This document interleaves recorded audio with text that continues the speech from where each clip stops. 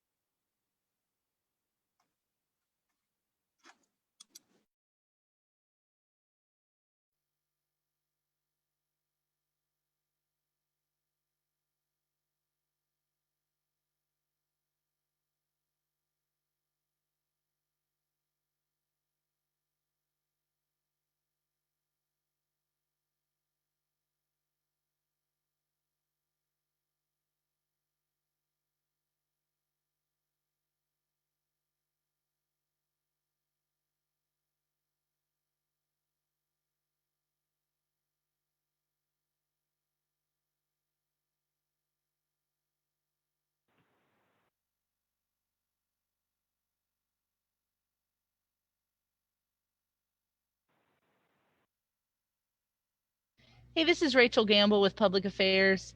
If you just joined by phone with an 803 number, can you let me know who you are, please?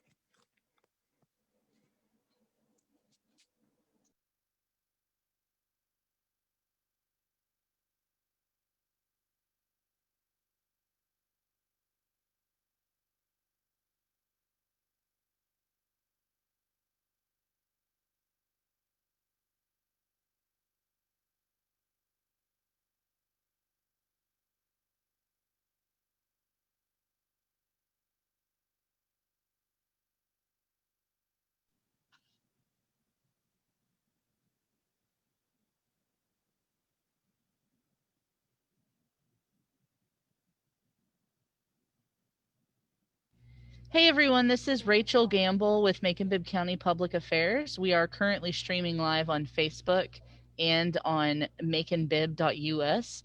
So if you're watching us on Facebook, you can let people without Facebook know they can watch the meeting at maconbibb.us. This is for committee meetings. If you're watching on Facebook, there is a link in the description where you can access the agendas for today's meetings if you're interested in that. We'll be getting started here in just a few minutes. Thanks.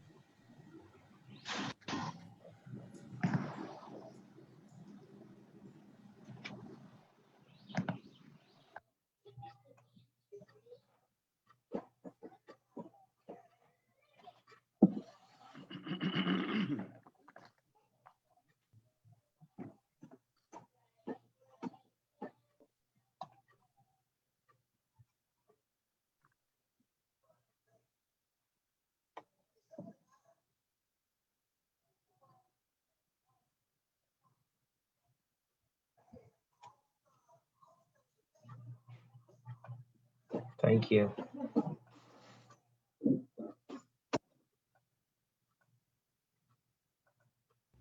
Hey everyone, this is Rachel Gamble again with Macon-Bibb Public Affairs. Thanks for joining us if you're watching online or in the meeting itself. We'll be getting started here very shortly. We are currently streaming live on Facebook and at Macon-Bibb.us. Just letting you know, we'll be getting started shortly.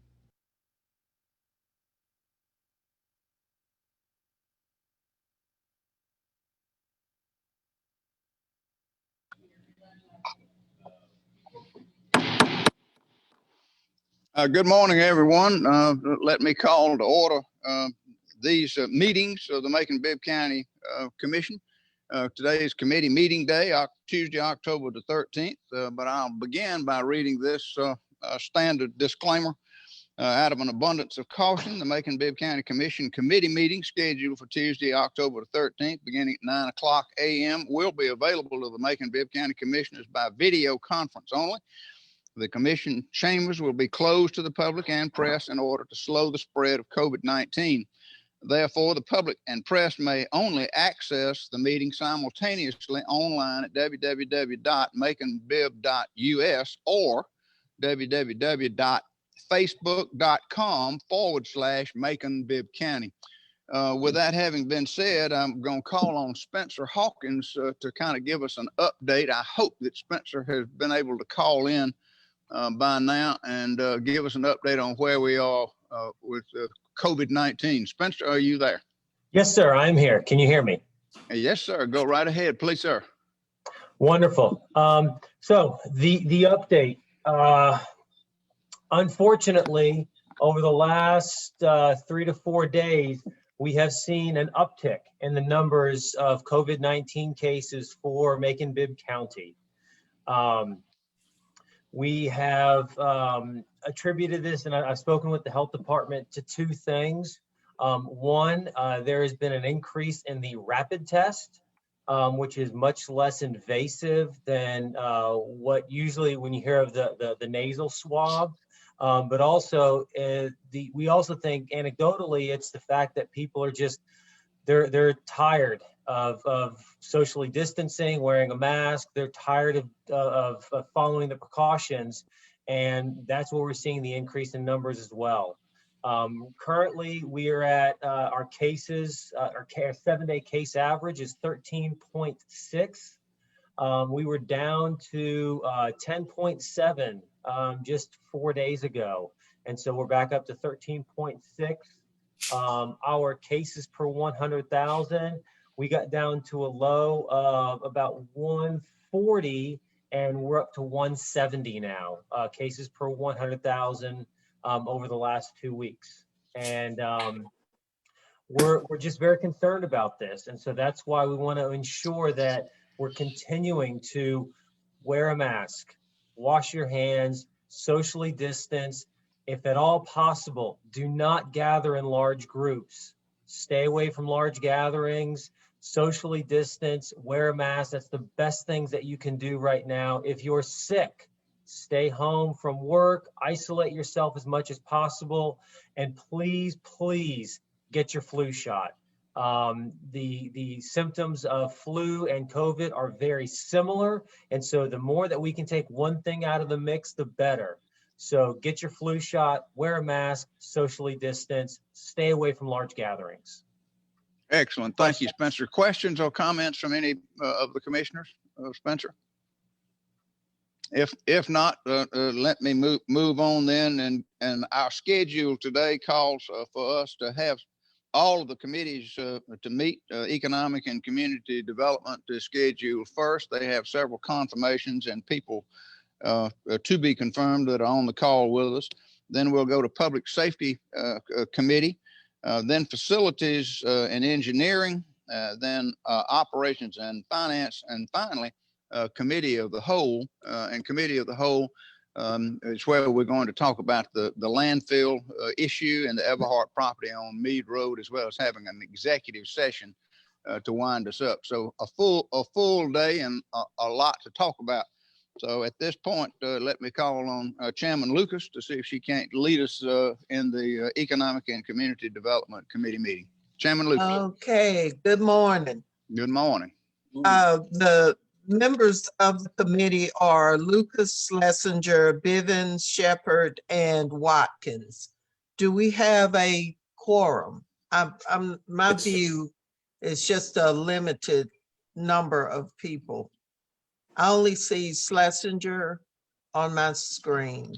That's an excellent point, Chairman Lucas. And if you'll permit me, maybe we ought to ask the clerk to call the roll and find out exactly who's on the call with us, because it is hard to see everybody on Zoom. So, Madam Clerk, can I call on you to call the roll? If you are present, please unmute and answer verbally for us, please.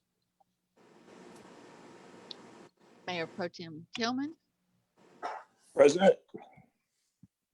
Commissioner Allen, Here. Commissioner Bivens, Here. Commissioner Jones, Here. Commissioner Lucas, Here. Commissioner Schlesinger, Here. Commissioner Shepherd, Commissioner Watkins, Here. Commissioner Wynn. Present. Thank you. Okay, so we do have a quorum. So we'll go ahead and call this meeting of Economic and Community Development Committee to order. We're glad to see everybody. Again, we're a little bit disturbed by the numbers that we're getting as far as COVID, but I think we all just have to redouble our effort in putting that message back out there that we're not out of the woods yet. So and the community is looking to us to continue our campaign to make sure that everybody's aware that this thing is not over. So, and we want to express appreciation to all of those entities, emergency management, everybody who's been doing so much to help keep our communities safe. And so y'all continue what you're doing and we support you 100%. All right, we'll go ahead and after having called the meeting to order, we'll entertain a motion on approval of the minutes. So moved. Second. Okay, it's been motioned and second. Is there any discussion, questions on the minutes? If not, all in favor of approval, say aye. Aye. Opposed? All right, we'll recommend approval to the full body. All right, the next item is appointments to authorities, boards, and committees. And the first item is a resolution to appoint Ryan Griffin to serve as a member of the Macon-Bibb County Urban Development Authority. And this is sponsored by Mayor Rickard. I thought I saw Mr. Griffin in his car. You did. Did I see? Oh, okay. Welcome to the meeting. Good morning. Thank you. This technology is amazing, isn't it? You just in your car. It is, isn't it? Yeah. Think about how much more productive we'll be coming out of this. Yeah. Some will be. Some won't know what to do. All right, let's go ahead and entertain a motion on this appointment. Move to approve. Second. The motion and second. Mr. Griffin, what do you know about the Urban Development Authority? Well, I've had the privilege of being involved kind of on the periphery for a little while as a in my real estate career. Back when the Development Authority bought the old Sears building over there on 3rd Street, I was part of that transaction, and I know Alex Morrison pretty well and think an awful lot of him and his leadership in the community. And I know that the Urban Development Authority, I don't know everything about the Urban Development Authority, but what I do know is that they do good work in the community. I know they control the Dempsey currently, that key piece of real estate downtown, and I know about the Mill Hill project that they're actively involved in. So I wouldn't say that I know everything about the Urban Development Authority, but maybe enough to be dangerous, I suppose. Oh. Okay. Well, we appreciate your willingness to serve because there are a lot of important decisions that are made by these different authorities. Do members of the committee have questions or comments? All right, if not, all in favor of approval of Ryan Griffin to serve as a member of the Urban Development Authority, say aye. Aye. Aye. Opposed? All right, so we're going to recommend to the full commission your approval for you to serve, Mr. Griffin, on the Macon-Bibb Urban Development Authority. Mayor, did you have anything? I'm sorry, I didn't call on you. No, that's quite all right, Chairman Lucas. I'm excited. I think Ron would bring a lot of real world experience to the Urban Development Authority from a real estate perspective. He's also a developer and is interested in the development of the downtown area and surrounding neighborhoods. So I look forward to his service. I think he'll make a great member. Thank you. Okay, all right, we've already voted to approve. How many, let me ask this question, Mayor, how many other positions are open on the Urban Development Authority? To my knowledge, Chairman Lucas, none. This is Chris Sheridan is ending up his term. His last meeting will be in November, and he's not eligible for reappointment. So Ron is actually taking the place of Chris Sheridan. All of the others, I think, are current, and the places are filled. Okay. I'm just thinking we've got a member of this commission who is rotating off, and certainly an important position like Urban Development Authority, Industrial Authority, some of those bodies that handle lots of funds and projects. I just think Commissioner Schlesinger would be ideal for service on that. And I was hoping there was one more position on urban development available because we don't need to lose that expertise that he has as far as government. But just something to keep in mind because we don't want to lose this history that people have. Okay, Right. so that's something that we need to think about. Okay, that's taken care of. The next one is a resolution reappointing Charles J. to the Keep Macon-Bibb Beautiful Board. Move to approve. Mr. J cannot be with us today. Okay. All right, we got a motion and a second. And Janice, Ms. Yes, Ross, did you? Yes, ma'am. Yeah, Mr. J cannot be with us today. Okay, well, what we'll do is just, I know we all know him, but I still think that we need to make sure that we follow the kind of process that we've set up and have him to at least come because everybody doesn't know. And the new folks coming on are with us in our meetings, so they really need to meet these folks as well. So we'll just ask him, if y'all will ask him if he can be at the pre-commission. Yes, ma'am, I'll be happy to do that. And we'll just complete that particular approval at that time. Is that okay with the committee? Is that all right? Sure. Okay. Thank you. Item C is a resolution appointing Kathleen Fortney to the Keep Macon-Bibb Beautiful Board. And I said commission, it's board. Is Ms. Fortney? Yes, I'm on here. I think it says Wheeler K. That's a previous name, but I'm here. Oh, okay. All right. How are you today? I'm good today. Thank you. That's great. That's great. We'll entertain a motion on this. So move. Second. Been motion and second to approve the appointment of Ms. Fortney to the Keep Macon-Bibb Beautiful Board. Any questions from committee members? Other commissioners? All right, Ms. Fortney, what do you know about Keep Macon-Bibb Beautiful and why do you want to serve? I've been to a few meetings of the commission earlier, well, this year and some last year. I know they make a significant effort in trying to make Macon and Bibb County a beautiful place to live and for people to visit, and they have a lot of activities with the Christmas tree recycling and various trash pickups and putting things out in the community to make sure Macon-Bibb County is a good place for all of us to live and work.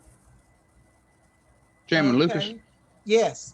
Ms. Fortney is also currently serving as the environmental manager at Graphic Packaging.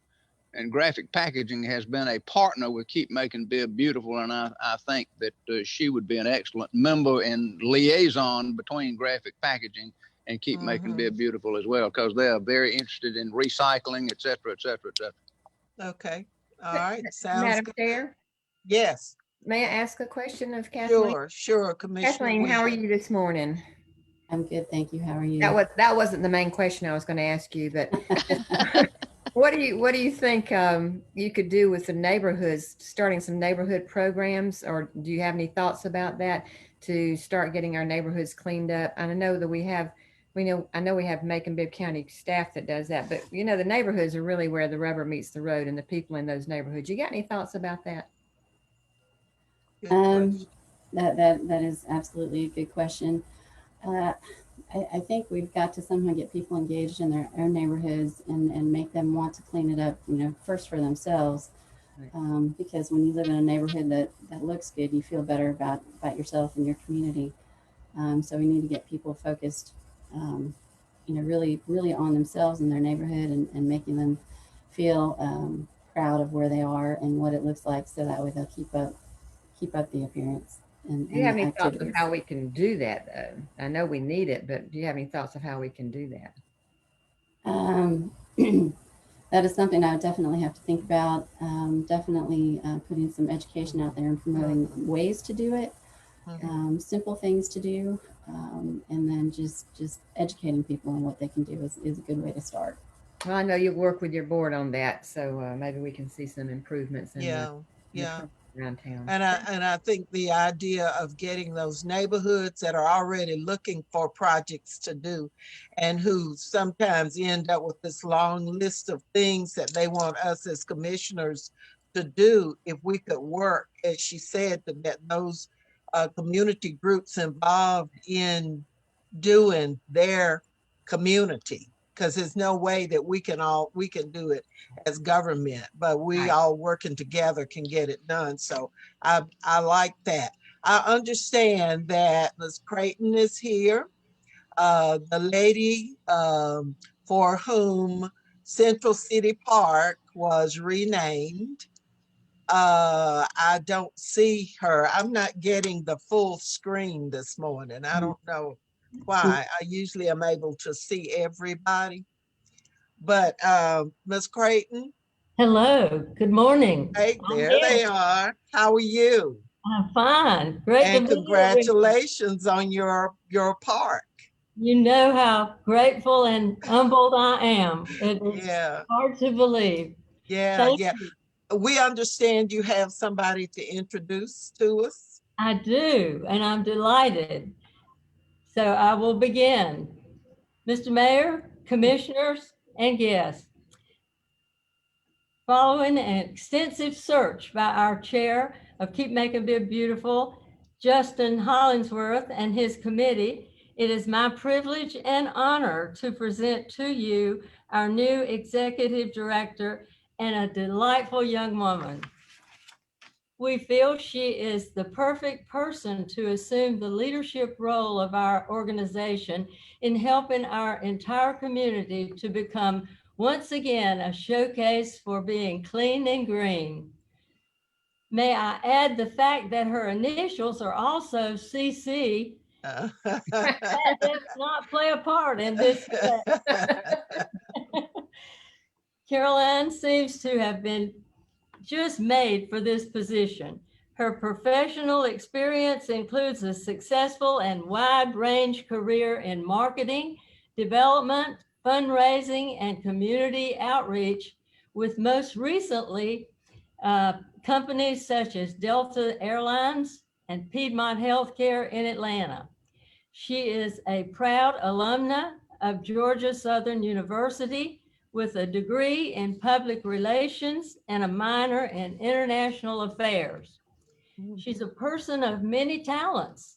She was also a scholarship athlete in women's soccer.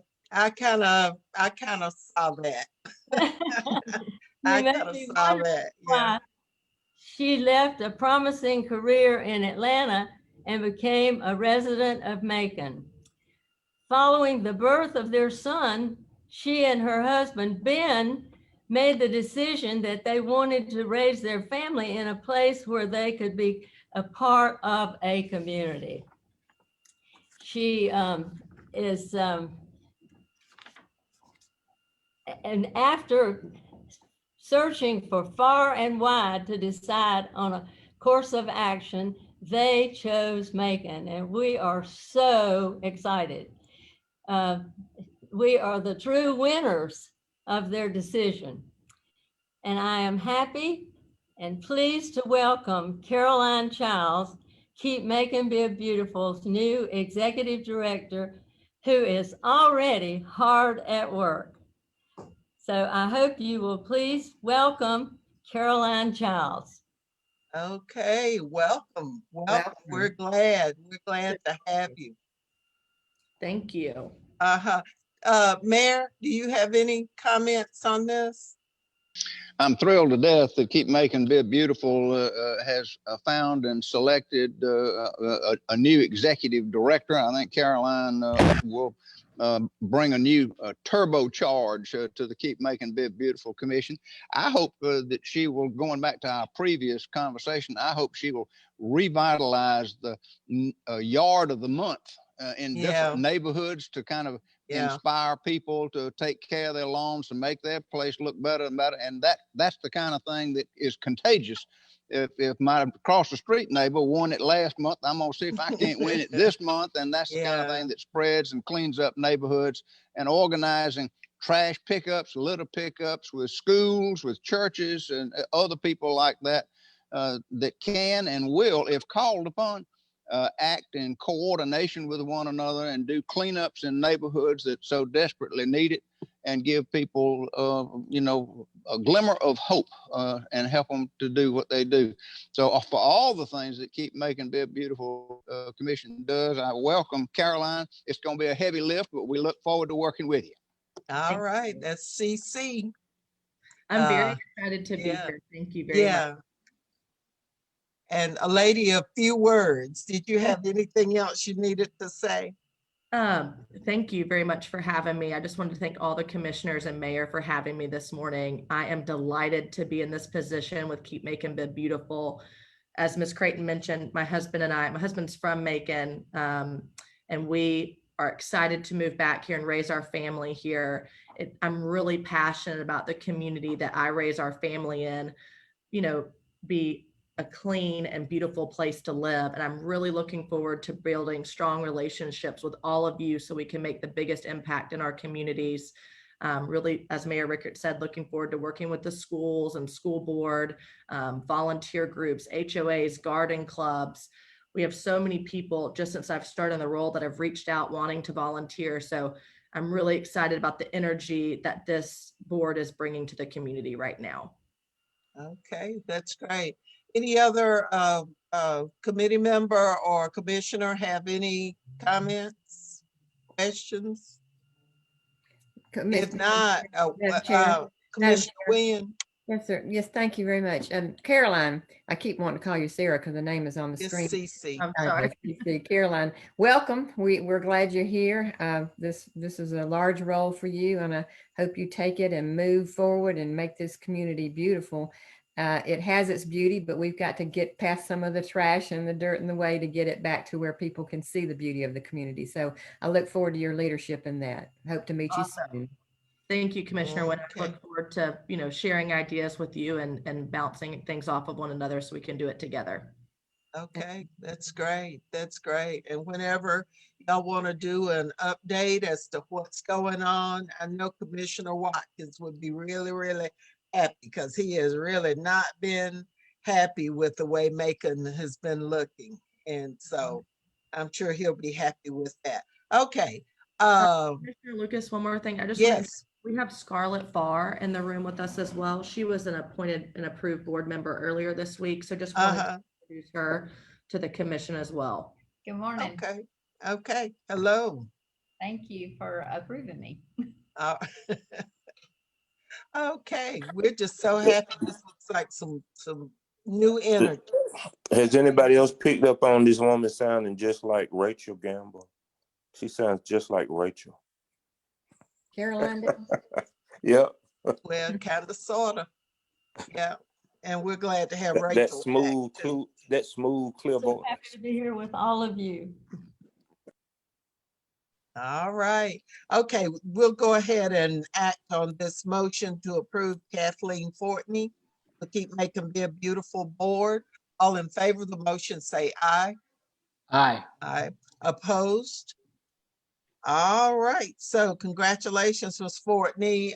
Pending the approval by the full commission, then you will be a member of the Keep Macon-Bibb Beautiful board. And welcome. And we're glad to have had all of you this morning with us. Thank you so much. Thank you. Okay. The next item is a resolution appointing George Thomas Jr. to the Arbor Conservation Board. Is Mr. Thomas on this morning? Yes, ma'am, ma'am. Oh, where are you? All right, Mr. Thomas, we're glad to have you. Hey. Let's go ahead and entertain a motion. So move. Second. A motion and second to approve this appointment. Mr. Thomas, what do you know about the Arbor Conservation Board?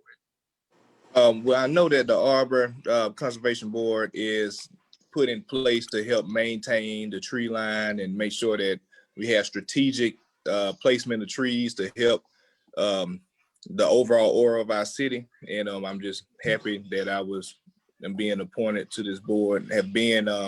Have traveled a lot of places in my lifetime, and I see how trees can really make an impact and define a city. Like when you go to a place such as Savannah, Savannah for the Spanish moss on the trees, right? Yeah. Same thing with Charleston. Certain places, when it's just strategically placed, it just puts an imprint in your mind in that city. I'm just happy to be a part of it. And if I have a lot of background noise, excuse me. I got homeschooling in one room and baby on the iPad.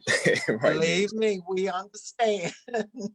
I have grandchildren that are that are doing that. So I want to let you all know that Mr. Thomas is a proud graduate. He is a Savannah State University graduate, my alma mater. And so we're very proud of him, and he was a candidate running for election this last cycle for the commission. So he's a future leader. He's a leader now, but he's part of our future leadership, and we're just real pleased. And thank you, Mayor, for making the nomination. So all in favor of the motion to approve, say aye. Aye. Aye. Opposed? All right, Mr. Thomas, we're going to recommend your approval to the full commission at our next meeting next week. Thank you. But thank you so much and look forward to you working with the Arbor Conservation Board. Thank you very much. All right, the next item is a resolution authorizing the mayor to accept a grant from the Georgia Office of Highway Safety in the amount of $23,400 for the pedestrian on the move program. As all of you know, the Pedestrian Safety Review Board is a board that this commission approved. It is part of our charter now. It is a well-functioning board. And this is, I believe, the third year, Mr. Mayor, that we have applied for and received this grant from the Georgia Office of Highway Safety. And we want to let you know that Macon is I believe, the only city that has a pedestrian safety review board that's doing the kind of work that we are doing here. And our board is used as an example all over the country as to how you can put together people who are interested in reducing the numbers of fatalities and pedestrian deaths on your highways. And I believe Atlanta and Augusta are now looking. Commissioner Allen, you're on that board. Aren't Atlanta and Augusta the other two cities that are looking to pattern after Macon? Yes, you're exactly right. And doing a pedestrian safety review board. So one of the indicators of the success is the fact that we've been awarded this grant for, I believe, the third year in a row. And one of the things that we're going to be doing is to work with providing masks and hand sanitizer and other kinds of things for those agencies that work with the homeless. So we're going to supplement that. That's one of the things that we're going to be doing, because, you know, they're out there, and many of the deaths that we've had in our community have been homeless folks. So that's one of the things that we're going to be doing, as well as providing educational materials for children and seniors, and just any number of things, recommending upgrading lighting and sidewalks and other kinds of things to make the community safer. So I would recommend our approval at accepting this grant. So we'll entertain a motion. So moved. Second. It's been motioned and second to approve. Is there a further discussion on this? All right, if not, all in favor of the motion to approve, say aye. Aye. Opposed? All right, so we'll recommend approval on that. Thank you. The next item is a resolution, and we want to thank Commissioner Wynn and I are co-sponsoring this. It's a resolution to recognize the month of October 2020 as Breast Cancer Awareness Month. And this just goes without saying. I think all families are impacted by cancer. There's been so much progress made in the research and the medicines, and the cure rates are just climbing. And so that's a really good thing. And Chairman. as one who regularly gets we just have to be real. There's a push every month for ladies to do their self-exams, their breast exams, and also to get that mammogram every year up to a certain point, and to make sure that doctor's appointments are kept. Chairman Lucas. Yes. Mr. Mayor. Want to add my word of thanks to you and Commissioner Wynn for sponsoring this, and thought it might be appropriate to read the resolution in its entirety at this point. Yes, Yes, that would thank be you. great. If so, Commissioner Wynn. I'll ask the Yeah. clerk to read it in its entirety. And Thank Commissioner Wynn, we have Krista Lloyd on the Okay. line, and she is from Navicent's Breast Cancer Center. Okay, yeah, So great. she would That's like to where say a I- few words about breast cancer. Great. Okay, we'll do that, and then we'll have it read in its Okay. entirety. Thank you so much for getting her. You're so welcome. Good morning. Good How are you guys? morning. Thank you for being here. Thank you for having me. It's just October is our National Breast Cancer Awareness Month. And as you spoke about earlier, the importance of screening is just really the key. We know that mammograms are the gold standard in helping us to detect breast cancers. And we also offer the 3D imaging tomosynthesis, which is really the enhanced version of being able to make sure that we can detect those cancers earlier. And obviously, if we detect cancers in an earlier stage, we do have a better chance of making sure that we have better outcomes and improving our overall survival rate. So really, COVID has kind of, dampened some of our festivities and our celebrations this year for our patients, but we are still moving forward and making sure that we want people to come out. We are practicing social distancing. We also have grants available for people. If you have insurance, we will actually bill your insurance. But for those people that don't have insurance, please don't let that be an issue.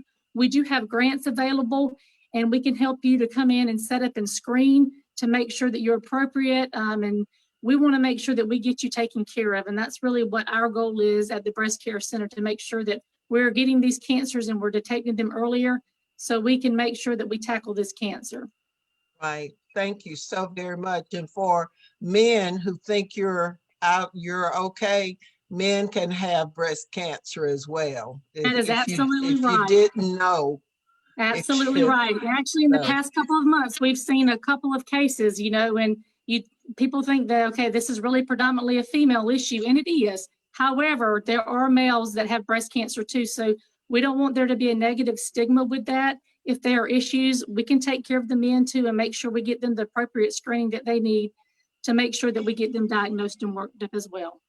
All right. All right. So Chair. that is, yes, Commissioner Wynn. Thank you. Krista, thank you for being with us this morning. It really is an important month for us to remember, which is really something we should remember every month. Every month.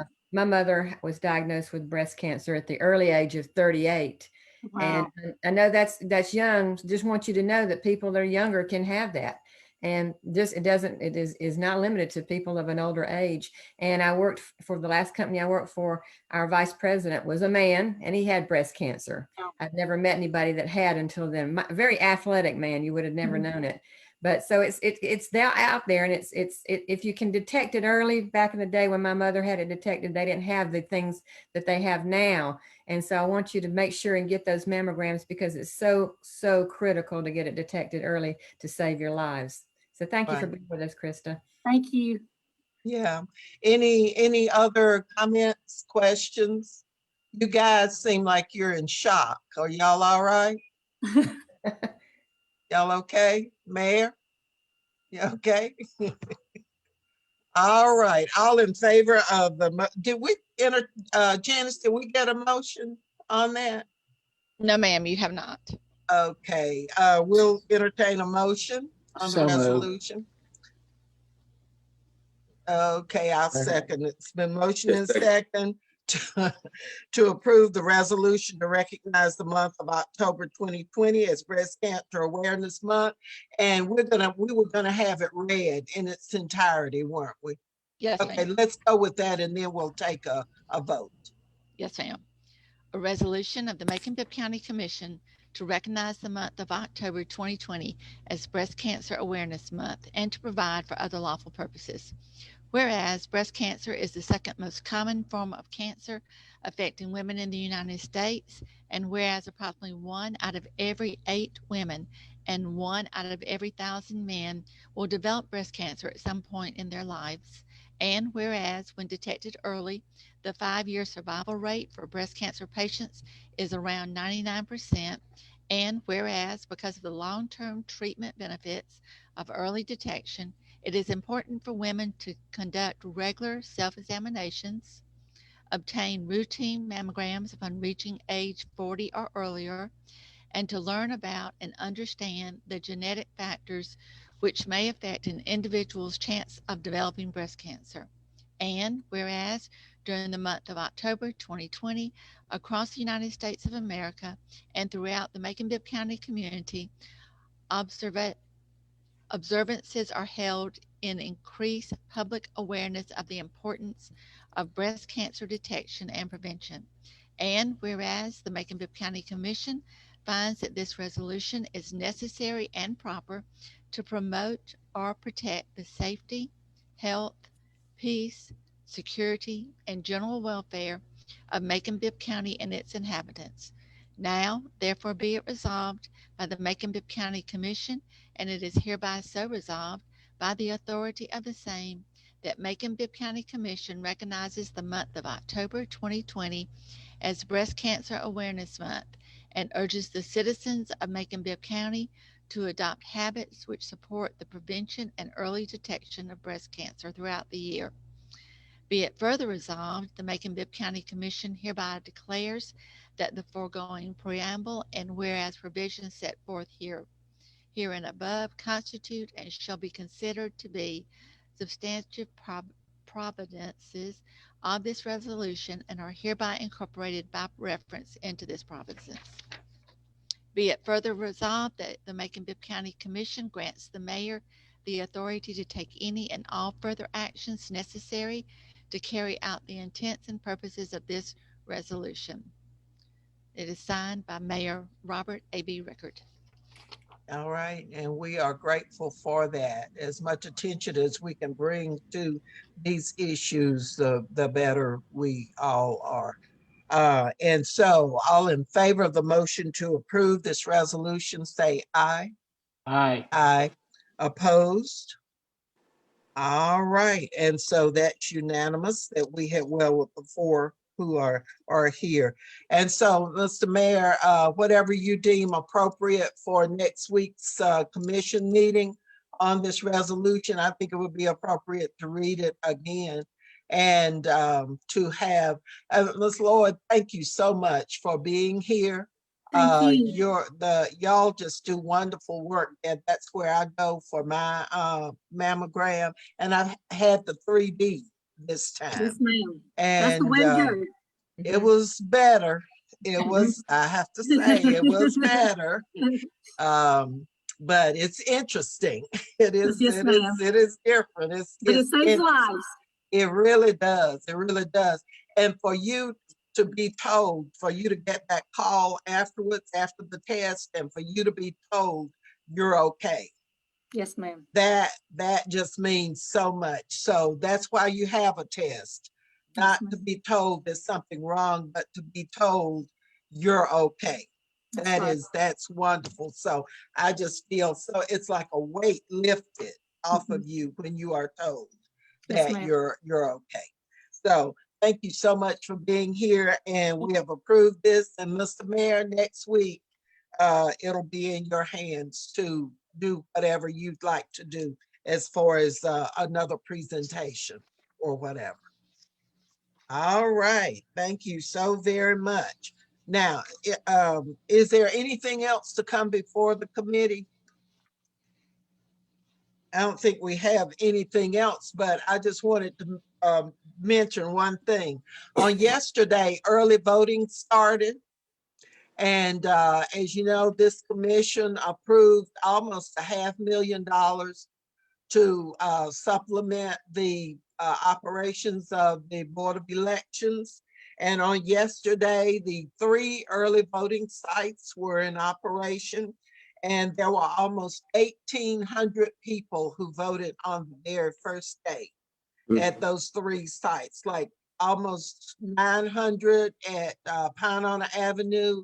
There were like 300, almost 400 at the Senior Center, Citizens Center, and at Theron Ussery Center, there were maybe 400. So there was almost 1,800. And I understand the lines are wrapped around the buildings again this morning. which says that the turnout is really going to be great. And we are just so grateful that we were able to approve funding to implement those another drop box, the 2 additional early voting sites. And we didn't do the Sunday voting, but there are special activities planned for all through this entire voting period. So let's make this a movement. The voting is a movement, not just one isolated incident. So we want to thank all citizens and encourage them to exercise their right to vote. And that is all that we have, unless someone else has something. I did have a question, I guess, for the mayor. Mr. Mayor? Yeah. Is he on? Yes, I'm still here. Oh, okay. Yeah, I was trying to get some follow-up on the appointment to the Community Enhancement Authority. I know they have a vacancy and they're trying to have meetings. You nominated Walt Hiley for that. We got the background check now and all that. And I called Walt. He was out of town and will not be returning until later, well, today. And he and I are supposed to talk by telephone this afternoon. So I hope to have his appointment before the board next committee meeting. Well, I certainly hope your call goes well. Thank you. All right, then. Okay, if there's nothing else, then this committee stands adjourned. Very good. Thank you, Chairman Lucas. The next committee to meet is Public Safety Committee, and that will be led by Chairman Wynn. Members of the committee, Chairman Wynn, Commissioner Jones, Commissioner Allen, Commissioner Watkins, and Commissioner Shepard. I do not think Commissioner Shepard is on the call, but you do have a quorum. So Chairman Wynn? Yes, sir. Thank you, Mr. Mayor. You did my job of checking on my quorum, but I already confirmed that. Before we get into the actual business of the meeting, I wanted to say I'm glad that Rachel Gamble is back. I know that she's ill, so I'm glad she's back. I also want to say keep your prayers for Commissioner Joe Allen. I think 2 of his daughters are having surgery, one this morning. So keep him and his family in your prayers this morning. I wanted to say that we have a couple of items on here that will need some assistance from the Sheriff's Department. I spoke to David Davis about this, and I'm not sure who he has sent to represent the Sheriff's Department on our two issues. Is anybody here on behalf of Sheriff David Davis? He has Henderson Carswell Okay. and Crystal Rutherford. Both are on the line. Okay, well, let me get back to our first order of business. Our first order of business is to approval of the minutes from our last meeting, which was July 28, 2020. Do I hear a motion for that?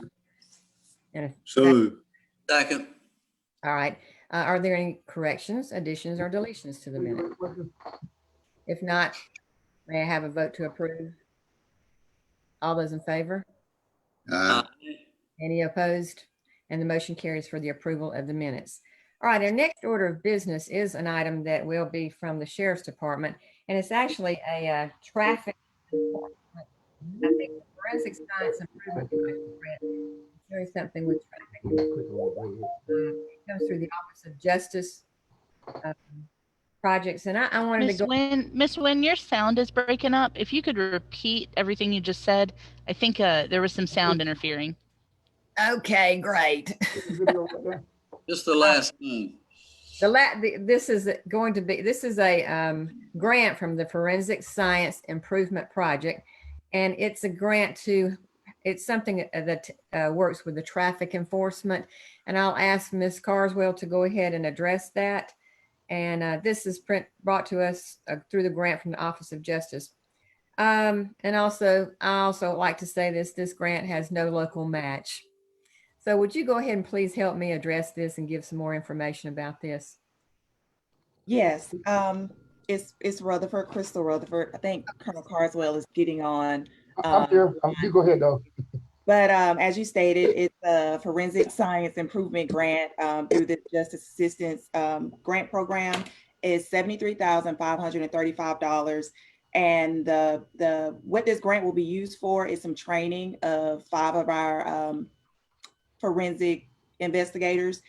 And it includes some salaries for a drug court counselor in the Bibb County Adult Drug Court Program. Colonel Carswell, do you have anything that you'd like to add?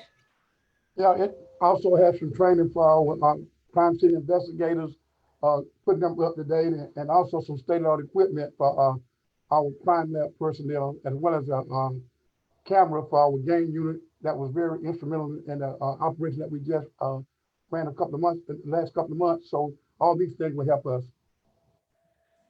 Okay, thank you both for that. Let me back up and ask for a motion on this. So moved. So moved. All right. Second. Thank you, Commissioner Watkins. Is there any discussion, further discussion or questions of either Crystal Rutherford or Colonel Carswell? Okay, thank you. That's pretty clear. All right, do we have a motion to approve? We do have a motion and a second. All those in favor? Aye. Aye. Any opposed? All right, the motion. Can y'all still hear me okay? All right, the second item actually has to do with the bomb squad through the HEAT, and it's a HEAT grant through the Georgia Office of Highway Safety. First of all, do I have a motion to approve? So moved. So moved. Second. All right, now go ahead. And Crystal, are you also going to talk to us about this program too? The second one is actually the HEAT grant. It's for traffic enforcement. This is through the Governor's Office of Highway Safety. There is no local match. And what this grant will do is it covers 3 patrol vehicles. Those are those blue vehicles you see out that has the HEAT on them, and the salaries for those 3 employees. It also includes just some operating costs and some light travel. But it's $142,868. And again, there is no local match in this grant either. Okay, thank you, Crystal. Colonel Carswell, do you have any comments about that? Again, it will help us in our traffic enforcement, particularly in DUI detection. And so it's really going to help. We have 3 vehicles, 3 deputies, and they'll just focus on that. And again, there's no local match for this. I always love when we have this no local match thing, and we're going to get some vehicles and some personnel there with that funding. So any other comments or questions to anyone? Yeah. Hey, Crystal. Hi. All right. If not, do we have a motion and a second? All those in favor, please say aye. Aye. Anybody? Nobody. All those in favor said aye, please. Anybody opposed? And the motion carries. I also want to go ahead and say this too, that I want to compliment the Sheriff's Department on the local arrests that were made. The announcement with, I think, 229 or over 200 arrests made, and all the confiscation of the weapons that were made and the drugs. Please pass the compliments on to your staff there and to the sheriff. And we hope to look for more solutions to stop our homicides in our community. So whatever we can do to help with that, we sure appreciate it. Is there any other business to bring before the committee? All right, if not, that is our report for today. There was one more grant. Third item. Oh, I'm sorry. Well, then we're not through. Yeah. I can't read this. This one also is acceptance of an explosive ordnance unit grant from the U.S. Department of Homeland Security. Well, you can read that for $49,000, again with no local match. Would you also be able to, let's see, no local match for the purchase of explosive ordnance disposal vehicle. All right, do we have a motion of approval? So moved. Second. All right, could you discuss that for us too? Either Colonel Carswell or Crystal Rutherford? Yes, it's basically what you said. This grant is for $49,000. It will get us an EOD, a new EOD vehicle, and for our EOD unit. And it also covers some K9 veterinary vet costs and just some clothing and some operational small items. But the biggest purchase would be the disposal vehicle. Very good. And there's no local match. So I always love the county anything. Very good. All these grants were all no local match. So I'm pleased. Any other questions or comments while we have Colonel Carswell or Crystal Rutherford here?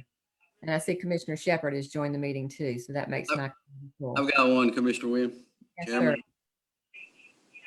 Crystal, maybe to you, who handles your grants? Who handles your grants for the Sheriff's Department? We have a grants administrator. Her name is Shauna Bester. I want to say she's been here at least 5+ years.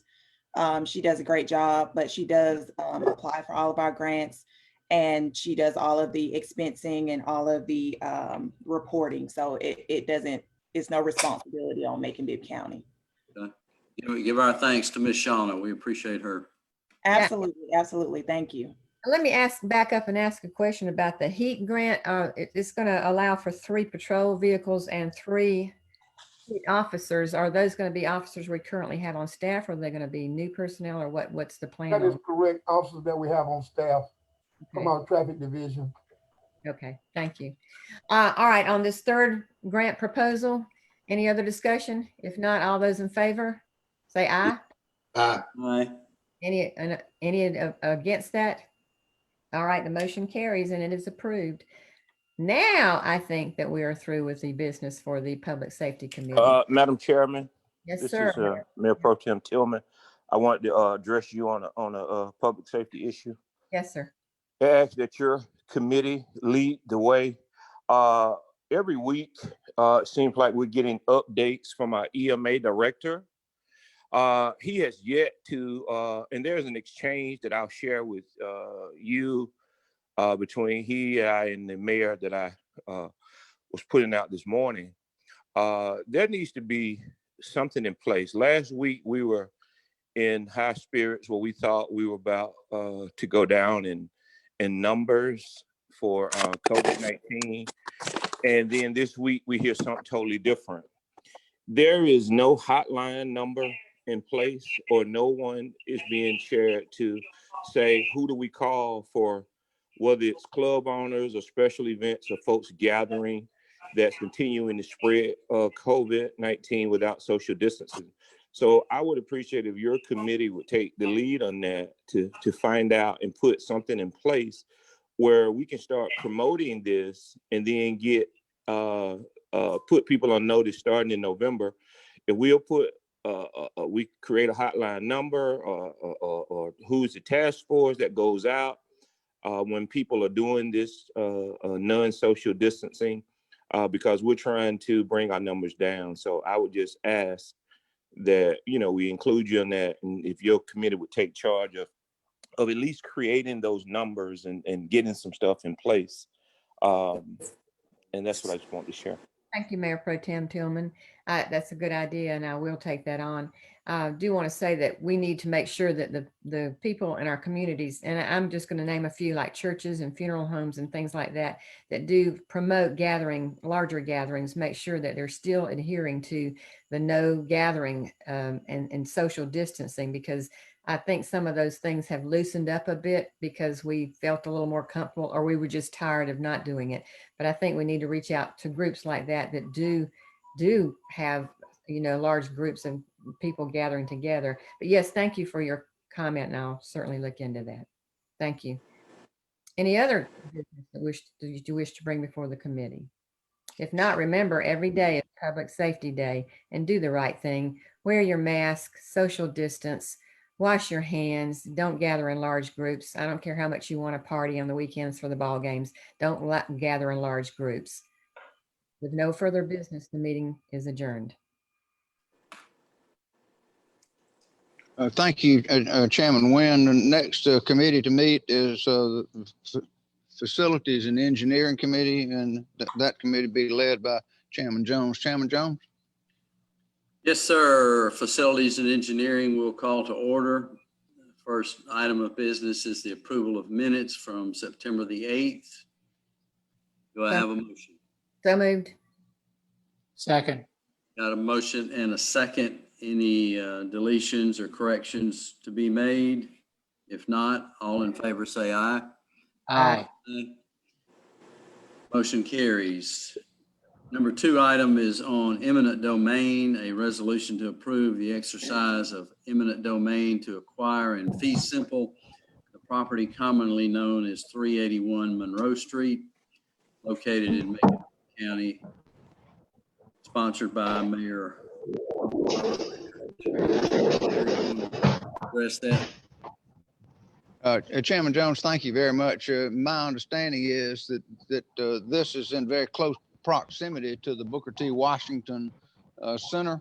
And as you can see, certainly would not be good to have that in close proximity to the center that we are refurbishing and remodeling. So this is to apply for eminent domain, right? That you can see the proximity to the Booker T. Washington Center.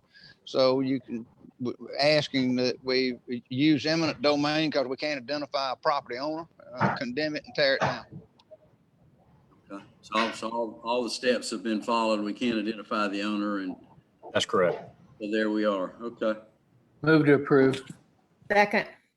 Got a move to approve and a second.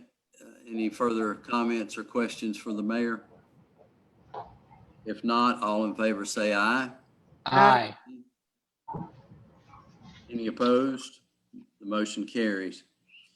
Number 3 is installing partitions in the chambers, sponsored by Mayor Pro Tem Al Tillman, an ordinance to appropriate an amount not to exceed $10,000 from fund balance for the purpose of installing partitions in the commission chambers so as to provide for the safe return of the Macon-Bibb County Commission to in-person public meetings.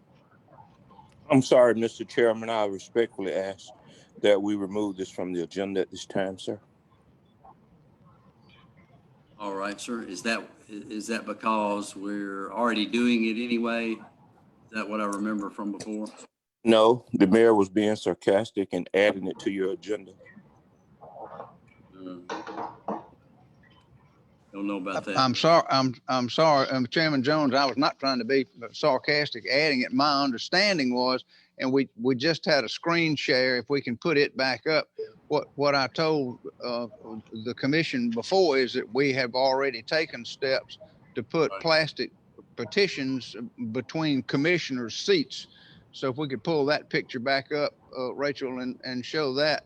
But my understanding was that Mayor Pro Tem was also asking for some additional plastic protectors around the podium so that the people that came to talk, as well as perhaps in the gallery, because that's one of the things that's going to be problematic for us, is how to separate the people in the gallery from one another. Otherwise, we've got to have less than 50 people total in proximity, is my understanding. So no, I wasn't trying to be sarcastic, Mayor Pro Tem, and I thought that you had some additional ideas or thoughts. But perhaps I was in error putting it on the agenda.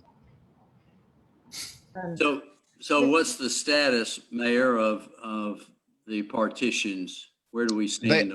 They are installed, and if you look at the picture that Rachel can put up, no, well, you can do it either way. We've got petitions installed between the commission seating. What we don't have is a petition between the mayor's chair and the county attorney's chair and the clerk's chair. Instead, the clerk is one step over in the commission 6 seat. And we're using the separation that way, and the county attorney is in the commission 9 seat. And 8 and 9 seats over there and separated. So we're using the petitions in order to have us here, but we need 2 more. We need 2 more petitions around the mayors if we're going to try to get back. But more importantly, and going back to what I said earlier for Mayor Pro Tem, I think he was talking about putting some sort of plexiglass around the podium so that the speaker would be protected, and we protected from the speaker, and also what to do about the audience, because we've got to figure that out, or we've got to have a very limited number of seats available to social distance. And I think Rachel was trying to show you the markers that are on the seats out there so that you see that if it's got a blue tag on it, you're not supposed to sit there. So that only leaves the ones without the tag. So I don't know where we are with that. I mean, that's so I wasn't trying to be sarcastic, Mayor Pro Tem. Chairman Jones. Yeah, one second. Let me finish, then I'll come to you.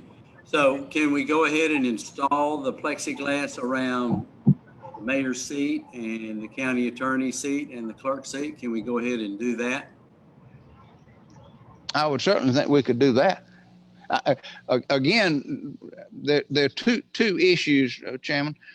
One issue is the plexiglass partitions, but the other is we've got some commissioners who, for health reasons and other, really would prefer to stay on Zoom, and we do not currently have the technology to have some commissioners here and some on the phone and have a PA system that works. We just don't have that technology. So in order for us to come back, number one, we're going to have to get all of the commissioners here, whether they want to be here or not. And there are some that I think have serious reservations about coming back. So that's a problem for us. But then secondly, what to do about the people in the gallery. I hear you and I understand. I just think it seems like we would have the technology to do that. I know we did that at my office last Tuesday, and I would think that Macon-Bibb County would be ahead of us in technology, but of course it's not as big a building and there are other factors that I'm probably not aware of. But I would encourage us to go ahead and put the plexiglass around your seat, Mayor, and the county attorney and the clerk, and also the podium as well. And then you can space seating out there, which sounds like you've already done, and add the plexiglass at the podium. I would encourage us to go ahead and do that. And I certainly understand and respect those who want to remain at home, but I would hope we could find a way to do that. Mr. Williams. Yes, sir. Thank you. I think we touched on what I was going to ask about, but I know that the meeting has been set up in the gallery so that people are separated.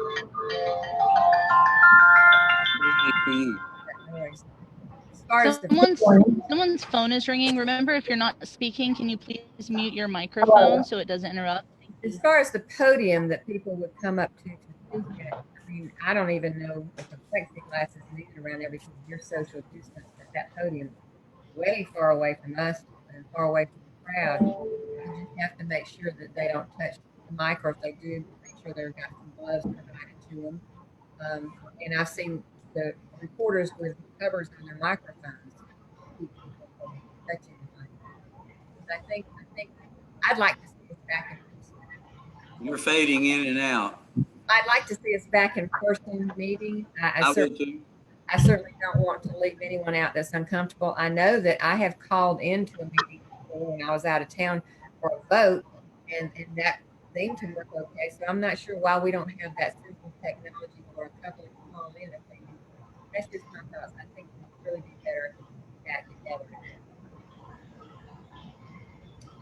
Yeah, I would, again, Mayor, I would ask us to explore the possibility of where we could do live meetings, and also those who wanted to stay home could do it. I don't know what's involved. That's not my expertise, but I think we could go ahead and do the plexiglass, and if we could explore what's it going to take whereby we can do a live meeting and a Zoom meeting simultaneously. Mayor? Yes, sir. Yeah, just for me, I'm not interested really in being in a room with 26 people with poor ventilation anytime in the near future. So, I mean, I think we can just keep doing this until this whole pandemic is over. Would be my preference, but thank you. It's noted. Commissioner Lucas. Thank you. I agree that, you know, if I really like the Zoom meetings, and I think that we're not out of the woods as indicated by the report that we got. And I am concerned about the distance. Even with the plexiglass being up, we're still in close proximity to each other. And then the virus is airborne, which means it floats and travels. So it looks to me like we've got plexiglass between us, but what about in front of us? And so with particles traveling up and about, are we really protected in what I've seen there? And then what health professionals have we checked to see if indeed that setup is going to protect us? And I have a concern too about all of the other folks and how you're gonna limit the number of people you have in there, and that contact with someone coming up and there's no plexiglass in front of you. I mean, how do you communicate? I would prefer that we just do like continue as we're doing and see if we can get out of the woods, and then we open back up as we normally would, because I think we're really putting ourselves in danger if we do something other than that or go back too soon, and then we'll all be back at home. Those who have underlying problems and those who don't will then have an underlying problem. COVID. Thank you, Commissioner Wynn. Yes, Mr. Chair, I think we're discussing this and the sponsor of this particular resolution has withdrawn it. So I guess we should just move on. Yeah, we're going to do that. Just trying to give everybody a chance to speak. So, Chairman Jones, Mr. Bivens, I'd prefer to Mr. continue. Bivens. I can prefer to continue as we are too. So. All right, sir. And I'm of the same mind as well. Got duly noted. I just thought a combination of the two would, if we could do the technology, would please everybody. But all right, so item number 3, it's been withdrawn by Mayor Pro Tem Al Tillman. So if there are not any other business to come before the committee, we are hereby adjourned from Facilities and Engineering. Thank you, Chairman Jones. The final, the next committee to meet, Operations and Finance, that'll be Chairman Watkins. Chairman Watkins. Thank you, sir. Have a long agenda today. I'm trying to get through a few things. First on our agenda today is a discussion on pay scale. The next section is 3 resolutions about our budget closeout items. They look like big numbers, but they're more closeout and procedural from fiscal year 2020 and fiscal year 2019 in one instance. I want to change the agenda section. The next section listed is the new business items, and after that are items that we have on our consent agenda that won't have discussion. I actually want to move the consent agenda items, if y'all allow me, to the new number 3. So we'll cover that right after the pay scale presentation. And the new items for discussion will be the last section for us today. In that time, take some time and look over the consent agenda items. Most of them are somewhat procedural. I think we emailed them earlier last week. But if anybody wants anything pulled out of the consent agenda for discussion, please let me know. With that, we have approval of the minutes is actually needed as well. So move. A motion, I second minutes. All in favor, please say aye. Aye. Any opposed? Minutes are passed. Next item on our agenda is a presentation of the new employee pay scale. I know the administration, County Manager Moffitt, and the Human Resource Department have been working diligently on providing us with a pay scale, and we've been patiently waiting. So I'll turn it over to you. Yes, good morning, everyone. Today is another part of the process as we continue with reevaluating our current pay scale. Over the previous months, we've tried to communicate with everyone to make sure that every department has been part of this process. And that has been kind of challenging in making sure that we communicate the correct information and in a timely manner. We evaluate our current status, our current, when I say status, what our current pay scale is as it is with the market, and making us competitive in the marketplace. Earlier this year, we hired a consultant. They are here to present where we are to this point. So Ms. Carolyn Long, I see you are logged on. Or you still here? Yes, I am. Okay. Rachel, would you put the presentation up? Yes, just one moment.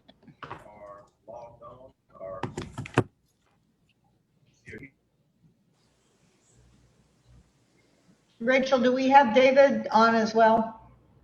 I don't see someone named David unless they're on with a different name or different, like your name or phone number would come up. So I don't see anyone named David. All right, it was David Lookingbill. He was to be logged in, but that's okay. It's fine. I am just looking to pull up the presentation. If you'll just give me one moment, I believe I have it here.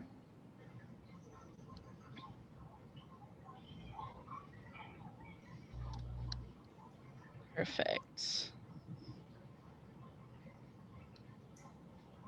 You'll give me just 1 second to locate it. It got mixed in. All right, I've got it.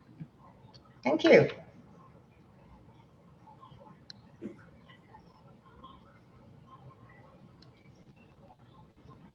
There you are. Thank you. Good morning, and thank you for giving us time this morning to talk about the work that we've been doing.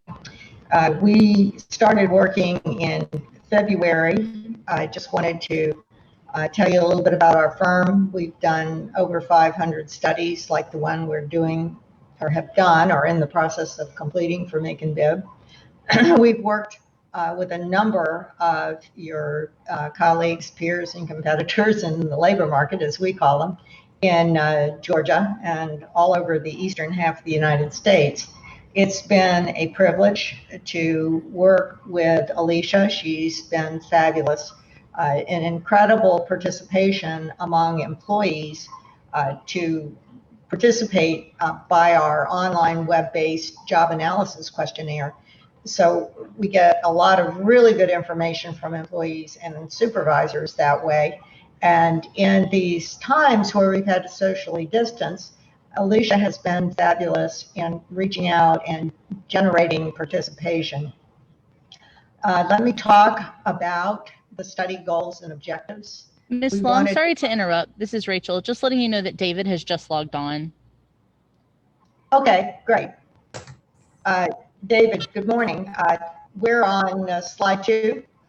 The study goals and objectives, just to briefly recap, this was to perform a comprehensive classification study for all Macon-Bibb positions. We were to compare the compensation, the classification, the pay structure, the pay scale to your relevant market and labor market competitors. One goal was to ensure that people performing similar work were essentially at the same level within the pay scale, and that jobs with similar complexity, responsibility, and knowledge required were classified together. One goal was to identify if there were jobs in different parts of the organization that maybe had different titles but had very similar duties. We did that. And then to develop a classification and compensation structure that is going to be able to place these jobs so that you have internal equity and external competitiveness. There were approximately, and it varied up and down as we updated our employee information files, from 1,500 to 1,600 positions, and in approximately 400 different job titles. If you'll go to the next slide.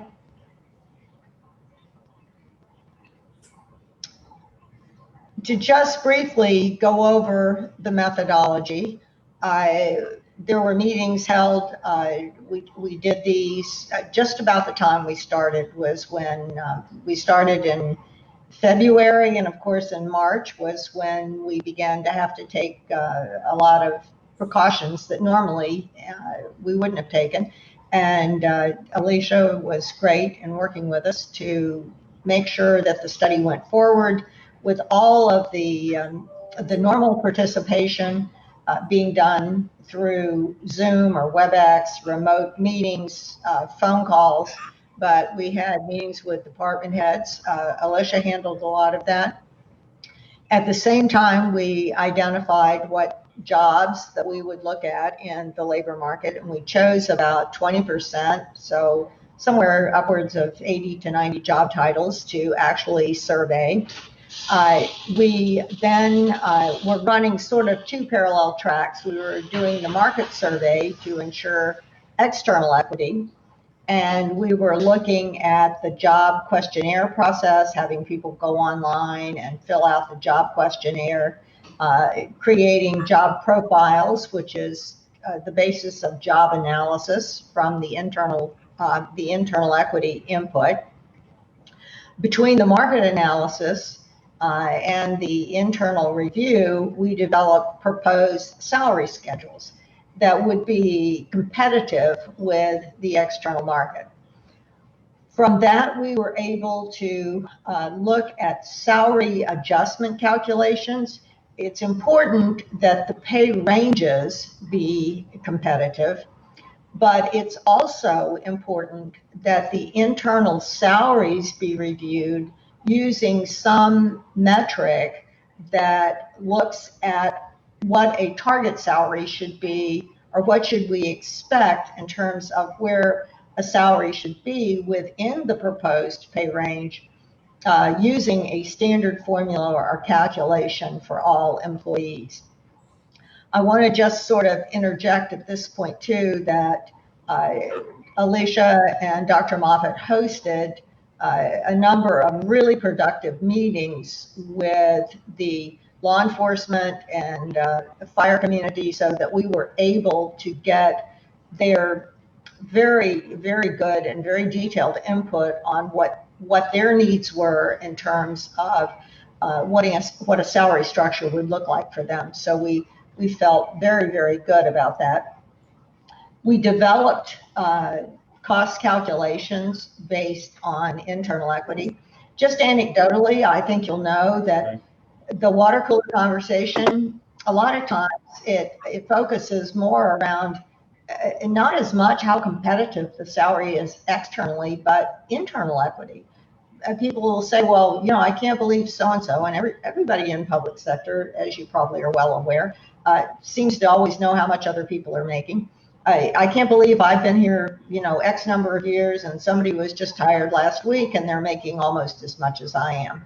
So a really critical part of employees perceiving that the study was comprehensive and it truly adjusted and addressed their issues is finding a way to feather people out within the new proposed pay ranges. So even if it's a small adjustment, at least there's some adjustment between salaries, looking at how long they've been in their job. And of course, one thing that is a rule of our company, or you know, one of our basic premises is, regardless of what the current salary is, we would never recommend anybody's salary would go down. I mean, we have to always assume that where they are is they got there for good and valid reasons, and the decisions that were made were sound at the time. We didn't see a lot of that in your organization, which is happy. That means that the situation has been very well managed throughout the last 10 or 15 years. If you'll advance to the next slide. In order to ensure that we were looking at peers and competitors in your market area, a market is designed, you know, a market is described as those people you might be in competition for the same high quality, high caliber workforce. It doesn't have to mean that they are next door to you. In some cases they would be. In some cases, they may be further away from you, but they may have characteristics that would be similar to what we find in Macon-Bibb. As you can see, we have several of your market peers that are consolidated governments. We have several that are in your local market area, some that are there to reference a market area. I think you can see the list for yourselves. It's not meant, and we will never go out into the market and find a clone of Macon-Bibb County. What we're looking for is substantially accurate representation, so that from your entry-level jobs on up to your senior executive staff, we feel like we have good information that will put you in a competitive posture. Could you advance to the next slide, please? David, are you online? I am. Would you like to pick up on recommendations and talk a little bit about this? Certainly. As Carolyn said earlier, we worked extensively with top management there, and one of the outcomes of working with the police and fire people was that it became clear that there needed to be a separate structure for the sworn and certified police and fire. So part of what we did was create that separate structure so that they could be addressed more on a market-based criteria. Also, the police and fire needed to remain on a step system, and the idea was for the unified plan for the other employees to not be on the step system, to be on open range, because it allows much more flexibility from management's perspective in terms of rewarding performance, recognizing other activities that are related to compensation. So we did come up with two structures, a public safety plan and a unified. In looking at the market information, we came up with a little bit of a change in range width. We set the ranges between 40 and 60% wide, and that's a feature of where the range is within the structure.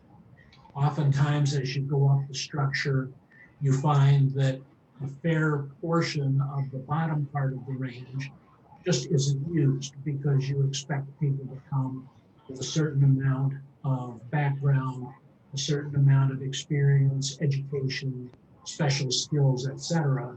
So as one goes further up in the hierarchy, the lower portions of the range tend to not get used, and so we often shorten those ranges to recognize that. We typically put a 5% uniform distance between proposed grades.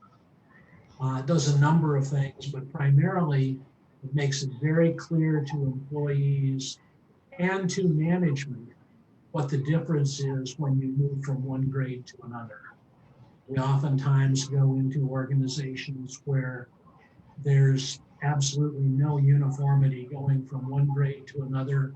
Might only be a matter of a few dollars a year, or it might be a matter of 20 or 30% to go from one grade to another.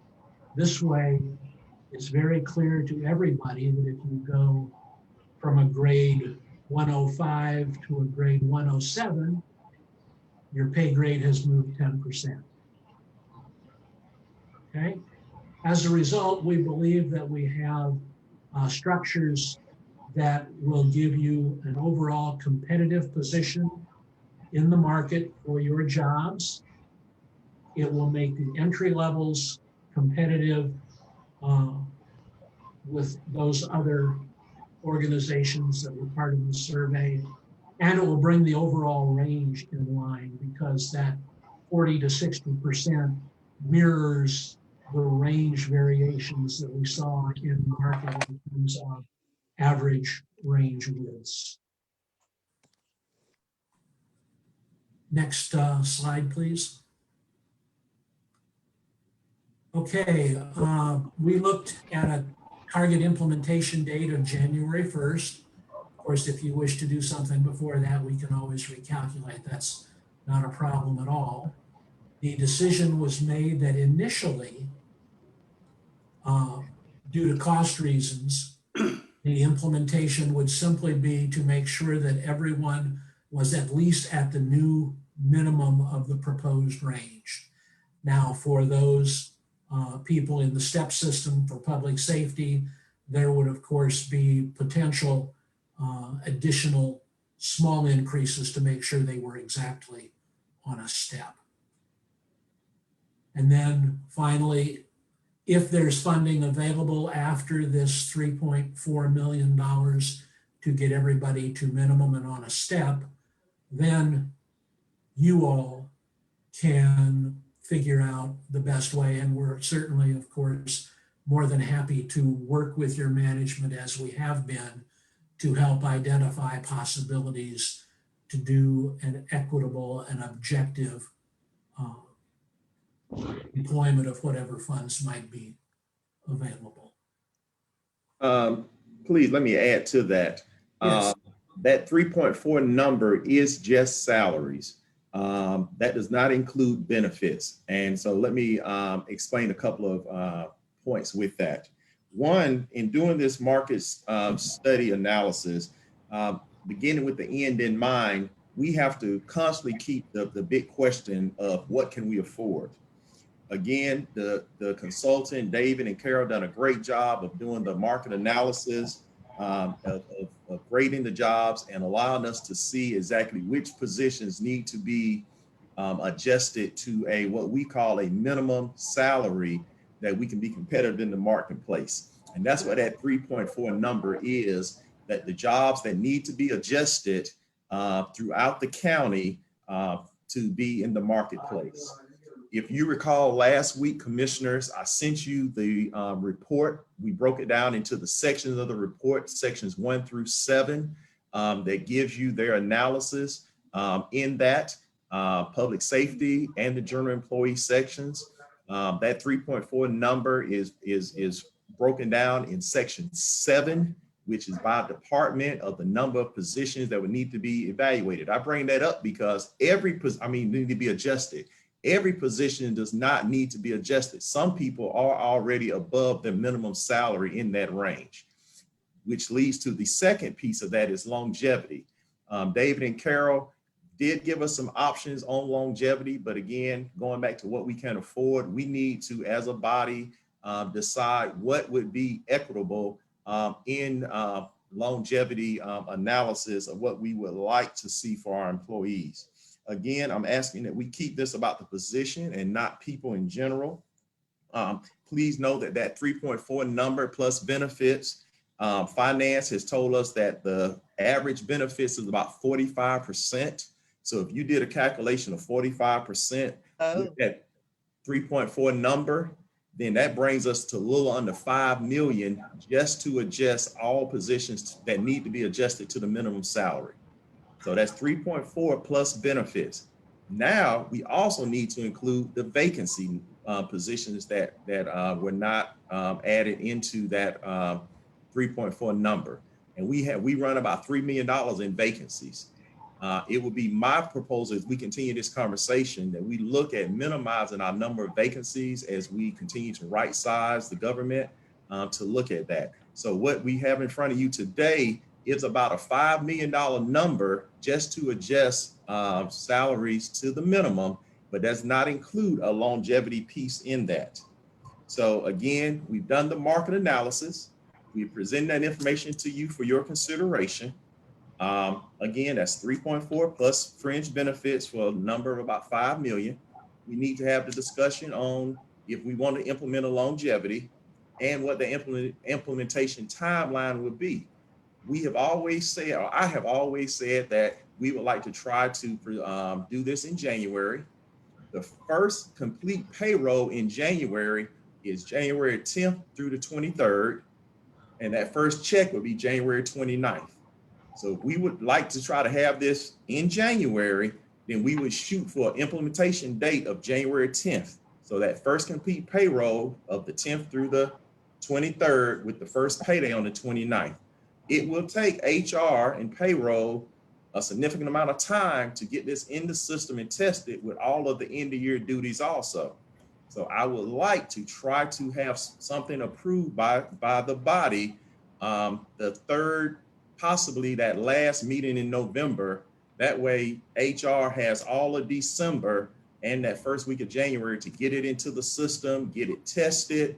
Because remember, we're going through open enrollment, so they have to make those changes. This is a lot of manual work for our HR department, and I would like to give them as much time as possible to get it right. So just know in back of our mind, we have an implementation timeline also. So today, I just wanted to, as promised, get the information in front of you, have the consultant explain the methodology they use and how they evaluated the jobs, the market analysis that they use, and have the information. And now the question is, how do you want to proceed forward as you make your decision on how we adopt a pay implementation going forward? Dr. Moffitt, this is Rachel here. You had mentioned wanting to share your screen. It is enabled to do so if you need to. Well, I just wanted to make sure the commissioners saw that the files that they had were the files that they got last week. If they needed any more information, we would definitely get that to you as soon as possible. But again, Carol and David gave us a document of 7 sections. So you have those 7 sections. And section 7 is the summary by departments of the adjustments that need to be made in that department. If you need any further information, yes, sir. Mr. Moffitt, where do we stand? Of course, I will be gone on January 1, but where do we stand on fund balance? If we put this in place at $3 million on the, or $5 million that we're dealing with right now on the raises and the salaries on everything, if we bring everybody back where it be. Your question is, where do we stand with fund balance? Yeah, and where we're heading, how we're heading on the fund balance, due to the fact when 3 years ago we were down to $4 million. I think we got to $19 million, and if we're going to do this, do we have enough to sustain the future growth in our fund balance? Yes, sir. That's a great question. You're right. Ending last year with 19 million is my understanding from finance and from Matthew that we're probably going to add anywhere from 12 to 14 million to the fund balance for this year, which would bring us to an estimated about 34 million. Right. If you recall that we tried that the policy is supposed to have 45 days. I believe that 45 days is a $28 million number. So 34 minus 28 is 6. So we will be $6 million over in fund balance at the 45 day. Matthew has, and he'll be here tomorrow. So I'm going to talk to him more about that as far as his recommendation to go to a 60-day fund balance, which is his original recommendation. But because we weren't even close to the 45 days, we never really talked about even implementing that. So I need to get his justification for asking you to change from a 45 to a 60 day. So that can be a policy. But as of today, to answer your question, 19 million last year. We're probably going to put 12 to 14 million in at the end of this year from this recent fiscal year for an estimate of 34 million in fund balance. And the policy currently states that we have to have 45 days in fund balance, which my understanding is 28 million. Well, that's where I wanted to go when I was on finance, but that's the right direction. So we do have gone from the 4 million back to 30 something million. And I appreciate y'all very much. Yes, sir. Couple of follow-ups. One of the things that stood out to me, the difference between the open range and the grade step. Could y'all elaborate a little bit on what's happening there? Okay, I'll let Carol and David explain that. That's something that they recommended that most governments have gone away from the steps outside of public safety, and that gives you the freedom and flexibility when you're trying to hire someone based on their education, their experience, Our current policy is we bring everybody in at step 1, no matter what. We have the flexibility to go to step 3 without having to go before commission for approval. That's our current policy, but that's because we're locked into a step policy. But Carol and David, can you further explain the benefits of having a range as opposed to a step? Sure. I was going to take that one, David, if you don't mind.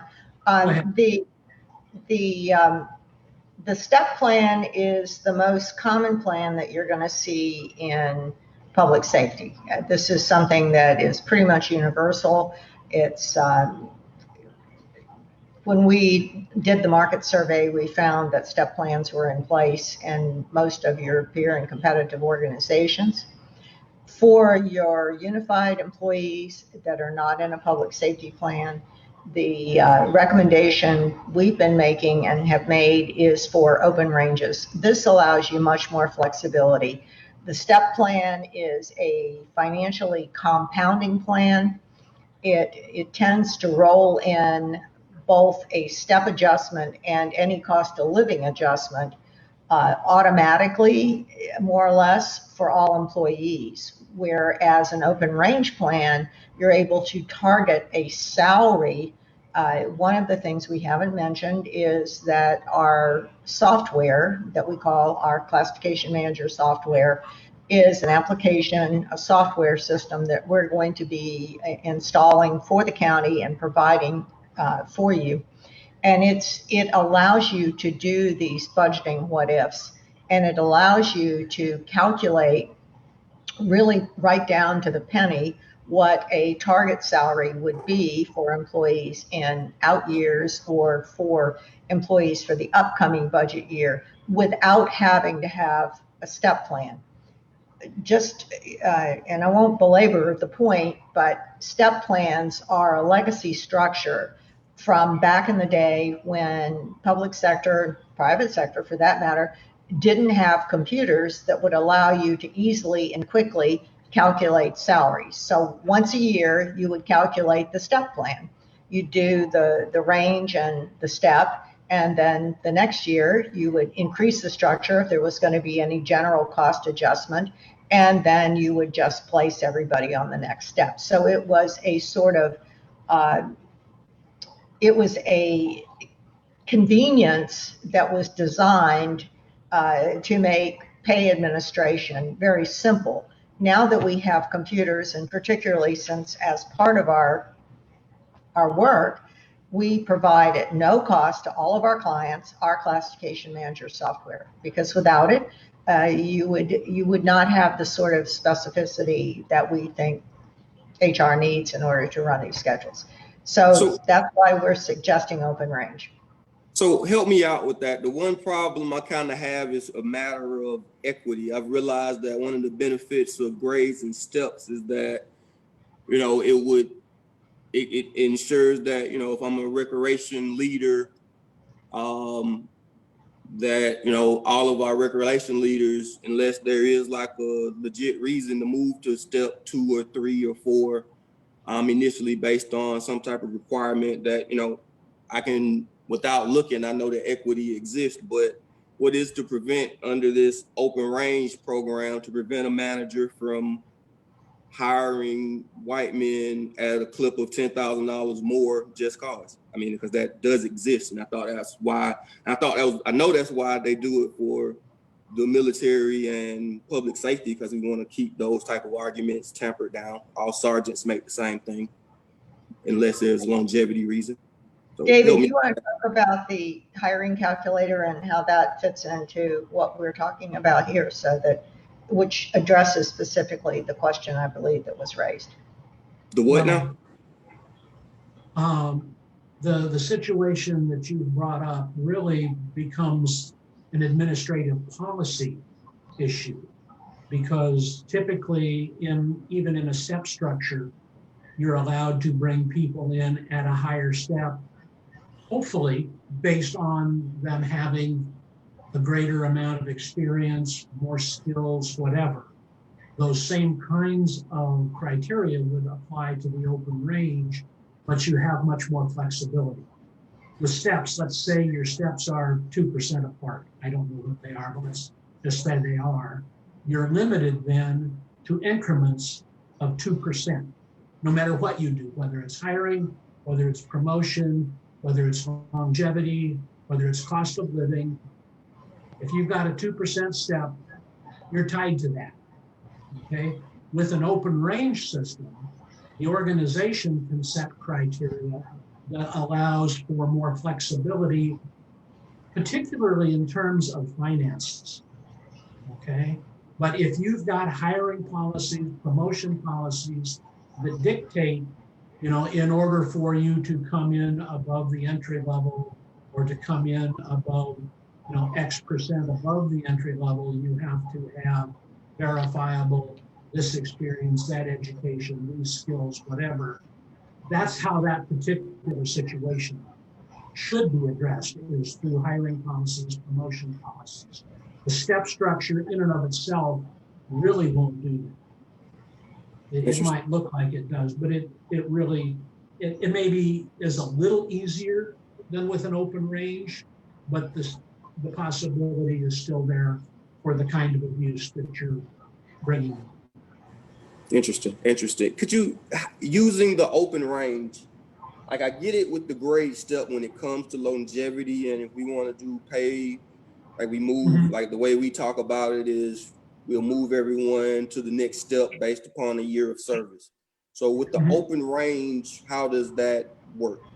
Well, one of the reasons that we hired you was that problem where we had, I think it was a 4x4, there were 4% between each step, and we weren't able to make our longevity or our annual increases at the 4% clip, and we were looking for a better way to, again, address years of service. So talk to me a little bit about how longevity works. Let's use your 4% example there. With a real step system, you as an organization are committed to a minimum of 4% increase in your salaries every year. Now, what happens on those years that you only have 2% money? Well, typically what happens is nobody gets anything, or the structure gets moved 2% and they stay on their same step. As soon as that happens, you no longer have a step system. You have a nice, pretty little picture, but you don't have a step system anymore, because your step system said that if you're here for 5 years, you're on step 5. Well, you're here for 5 years and you're still only on step 4. Now, step 4 may be a little higher than it was last year, but you're still not on step 5.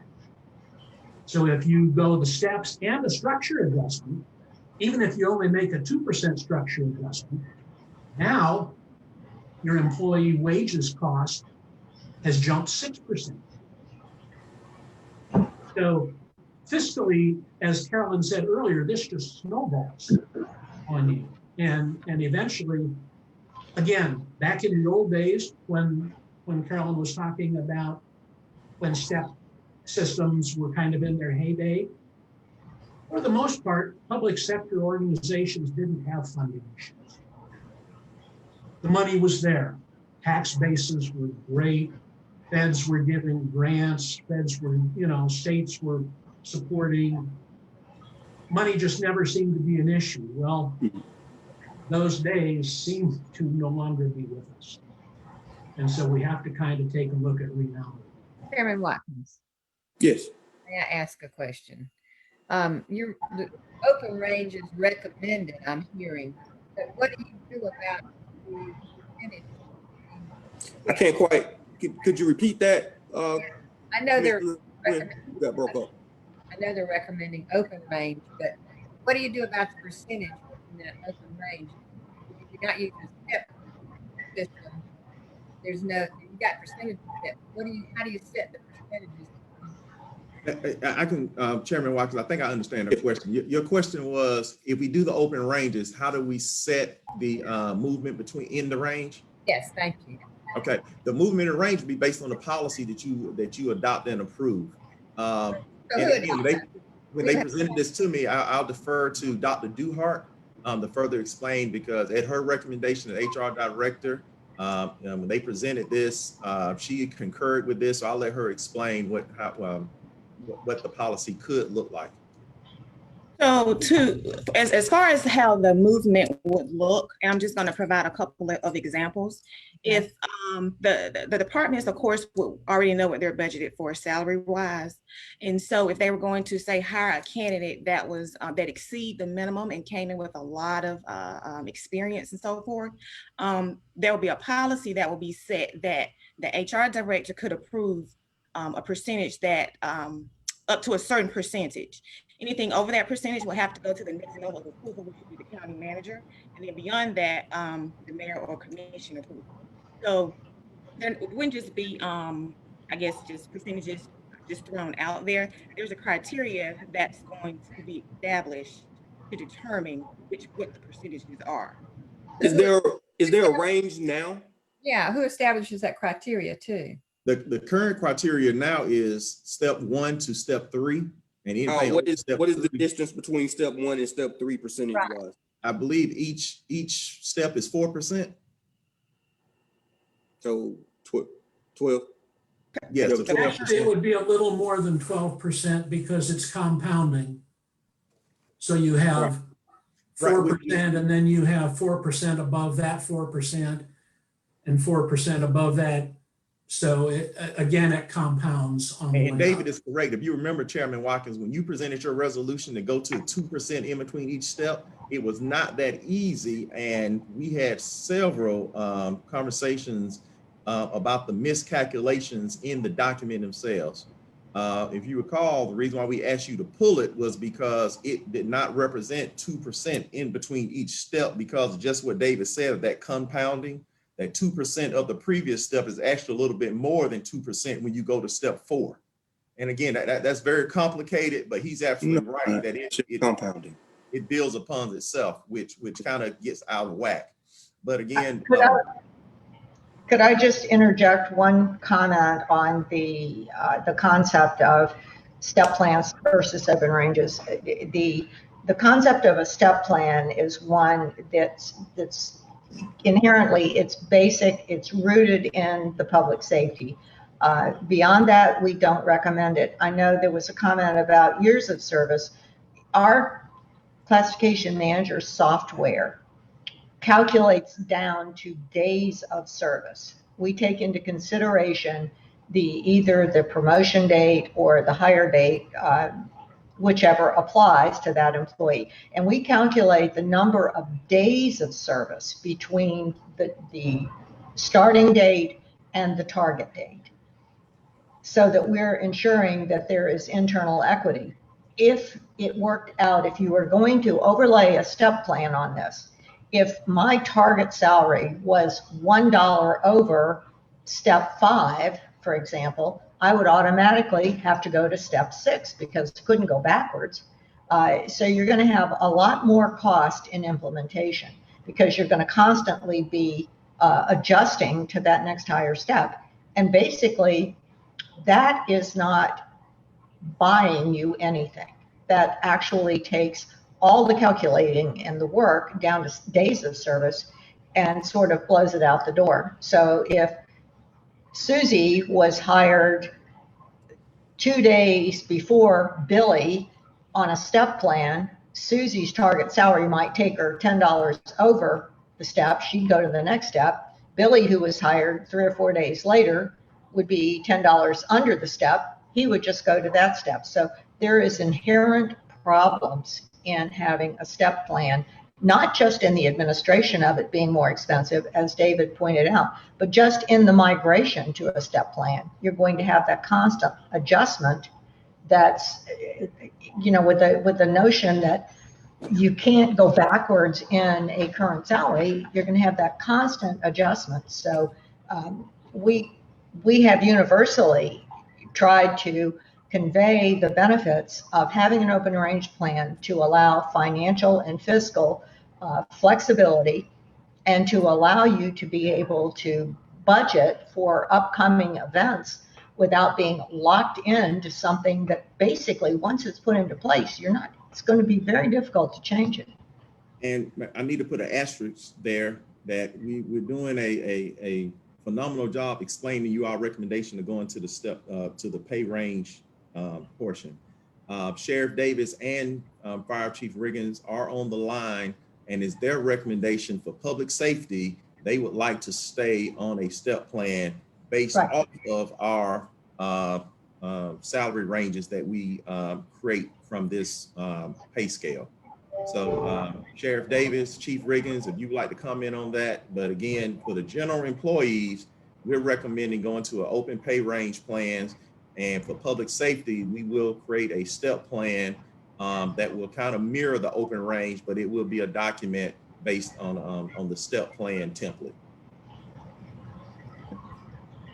Okay.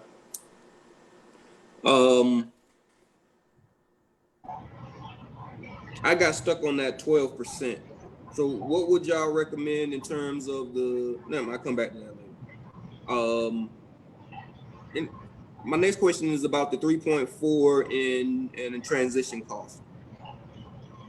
I guess the way I want to ask it is, what is the median or average employee salary now, and what would that change to under this? And I also have a question about the number of folks that are currently below a living or poverty wage, and how many of those folks do we pull above that in this adjustment? Okay, to answer your second question first, the poverty wage and living wage that you asked me to look at is based on household size. And I have no way of knowing the household size of our employees. I know you said use an average of about 2.5. So if I use that average of about 2.5, that still does not give me a good foundation number. But I was, let's do this. I'm sorry. Go ahead. No, I was saying that if I saw correctly, the minimum wage number is about $7 and some change, and our lowest employee right now is like at $11.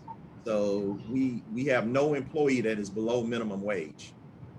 So let's use what is our lowest paid employee? I understand that when they talk about poverty wages and living wages, that 30,000 is like one of those trigger numbers of what it is to be full-time employed and making like. So currently today, do we have employees less than 30,000? Yes, I believe our lowest employee is at 23. Dr. Duhart, is that about right? 23. Yes. 23,358. Say that number again. 23,358. So that's about $11.23 an hour. I just want to remind everyone real quick to mute your microphones if you're not speaking. We're getting some background noise that's making it hard for people to interact. So, yeah, that's $11.23 an hour. And I guess how many employees are in that range? That, I mean, that's just not one person. That's a grade of employees. Yeah, that's a grade. That would probably be our athletic field maintenance worker, custodians maintenance worker. So to a couple hundred people, I assume? No. Correct, Commissioner Watkins. All right, and that new grade is currently at 23. This proposal moves it to what? The lowest would be the lowest grade that I'm showing, Dr. Moffitt, starts at 26,332, which would be about $12.65 an hour. Right. So the lowest grade is moving from 23 to 26. I'm understanding you correctly? Correct. Okay. And that exists, I guess, and then to keep compression away, everybody. Okay. And so is that like is the 3,000 or that percentage the average amongst employees as we move along the scale that accounts for that 3.4 million in adjustments, or Well, I will say that a large portion of that adjustment is in public safety. One of the things that we focused on was the minimum. How large? I know that we have 3.4 total. Public safety makes up how much of that? I was trying to run those numbers while you all were talking, but between the bandwidth for the Zoom conference, my computer calculator is just not calculating. I'm showing, Carolyn, I'm showing 3.375 million adjustment to minimum and 1,093 employees adjusted. That's just in public safety? 76,000 is adjustment to step in public safety. I kind of lost you. Say that one more time. It wasn't certainly the amount to bring everybody that's below minimum to minimum was 3,375,000.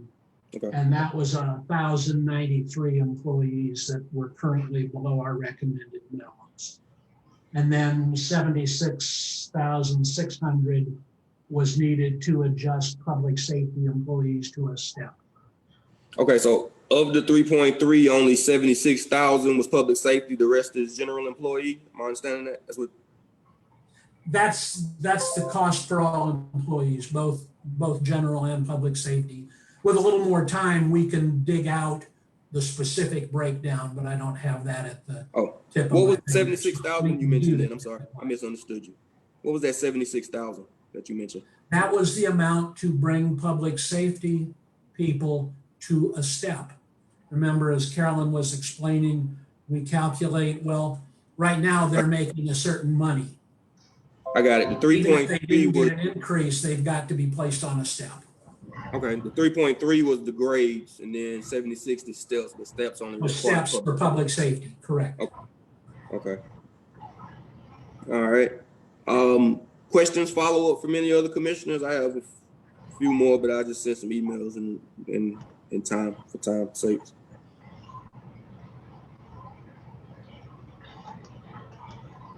There being no further follow up on pay scale. Appreciate the presentation. So just tell me, so I know it's hot on everyone's mind. The starting salary for the hold on a second. The officer. That's like the big one, right? Commissioner Watkins. Yes. Hey, David, on page 375 in section 7, 375. Hang on, let me pull that up, Dr. Moffitt. I believe the answer to his question is out of that 3.4, public safety is 2,037,000.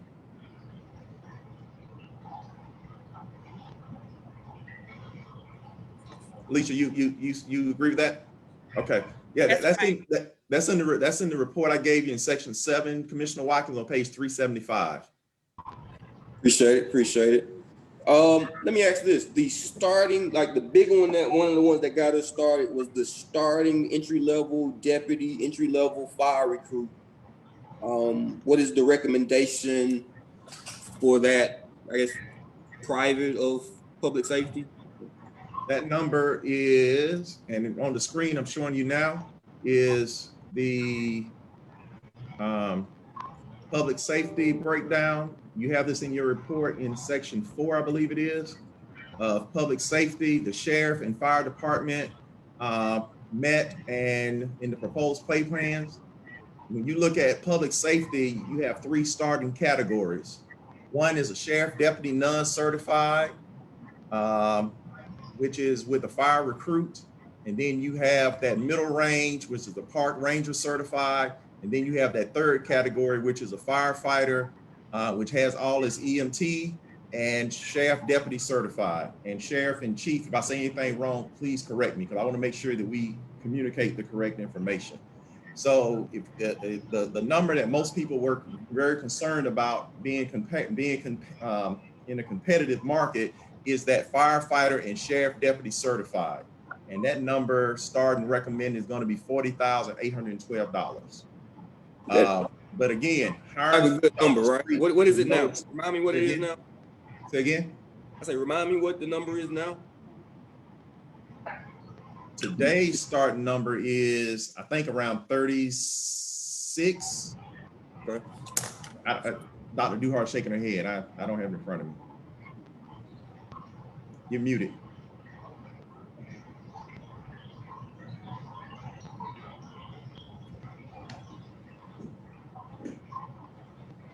I'll get that number to you. Okay. All right. 40 puts us above like the people around us. That number is 34,590 for certified deputy sheriff. So it used to be 34, now we're moving to 40. Correct. Yes. And the goal is that keeps us, and the sheriff is really happy with that number, and the fire chief, that keeps us competitive and recruiting officers away from Bainbridge and other places. Yeah. Yes, sir. I see. Go ahead, Yes, Sheriff. I'm sorry, Mr. Chairman. Looking at this, at the pay scale, there's a little bit of difference in there. The certified officer is the right salary, that 40,800, 41,800, whatever that is. But if you'll notice in that pay scale that was presented, the certified deputy or the non-certified deputy is a little bit lower than the non-certified fire. Chief Riggins and I, we had met and we had put those in a category together in another in another section of pay grade of 110. So it's not. Yeah, I want to keep y'all as close to parity as we can when we can do this, right? Yeah. So that we need to make sure that the non-certified deputy and the fire recruit are both at the same level. And I think that 32 that's shown there is a little bit low. I think we had talked about 34, 36.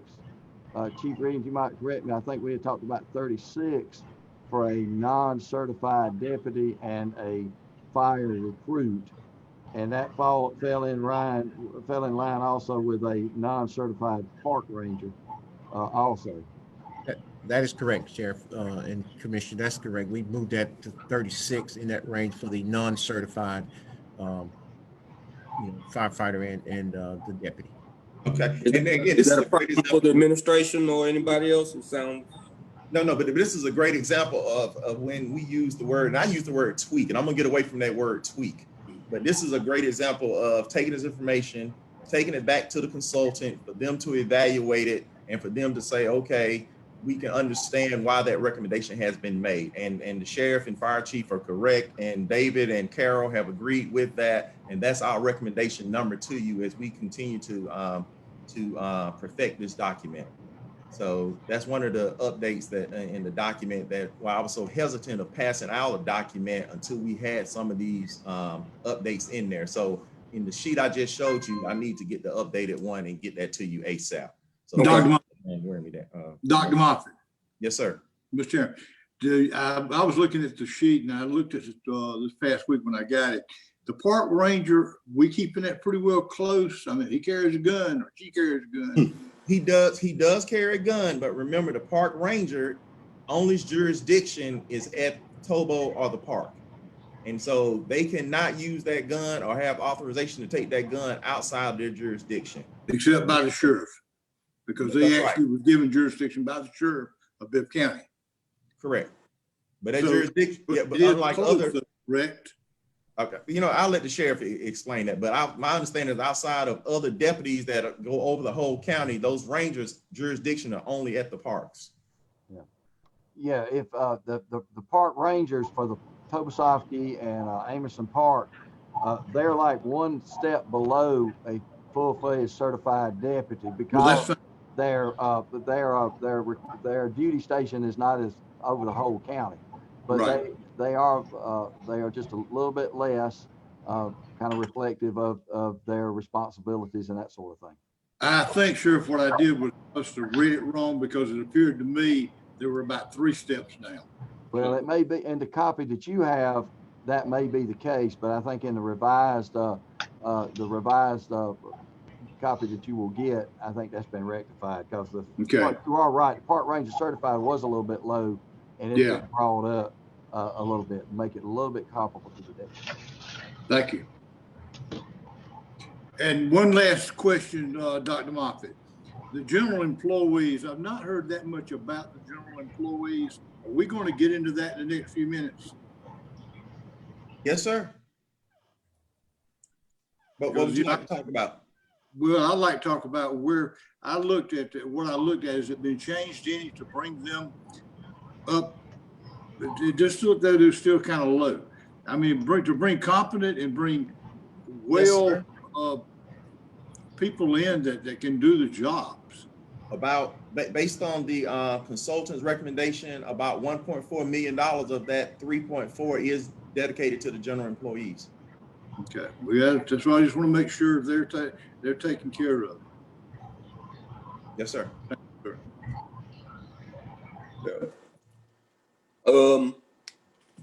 Tell me a little bit. So we talked about the lowest part of our pay scale, and I want to get a little bit more into that, but at another time. I want us to treat our employees, especially our blue collar workers, a little bit more serious. I'm pleased that we are adjusting, it seems our lowest range by 3,000, but I want us to make sure because those are the folks that do the hardest work for us, and somehow we always, and I guess it's based largely off of educational degrees or whatever, but we always putting them in the worst possible economic situation while asking them to do all of our hard work. But tell me about the top part of our range, the department heads. I would assume all department heads are within 1 or 2 grades from each other, and the only difference would be some form of longevity. Yes, sir. That is about in general terms. The department heads currently have a disbursement that it was prior to me getting here, based on consolidation. Their numbers fell in line with where they were at the time of consolidation and what has happened over the last 5 to 6 years. The consultant recommending putting department heads in groupings based on like department's budget, number of employees, and what was in other markets. You saw the 7 or 8 cities that they did there. And so in your sheet and that proposed pay plan, at the tail end of it is the higher salaries at the end. So if you start there and you work your way back, you can see the department heads and their groupings and what the recommendations for the grades for the department heads. That makes sense? Thanks so. Okay. Again, follow up from the committee or the rest of the commission. Yes. I wanted to go back to the lowest pay, to the lowest levels. You started asking about where, how much of an increase that was, and that's good. But where does that place us? Is that where it should be, or are there statistics that show that we should be even higher than that at the lowest levels? Maybe the consultants need to, because that's been a concern of mine for a long, long time, that we've had our lowest paid employees who do an awful lot of stuff. It might not be considered supervisory work or administrative work, but nonetheless, it's essential work. I'm just wondering where we are as far as our rankings with those new figures.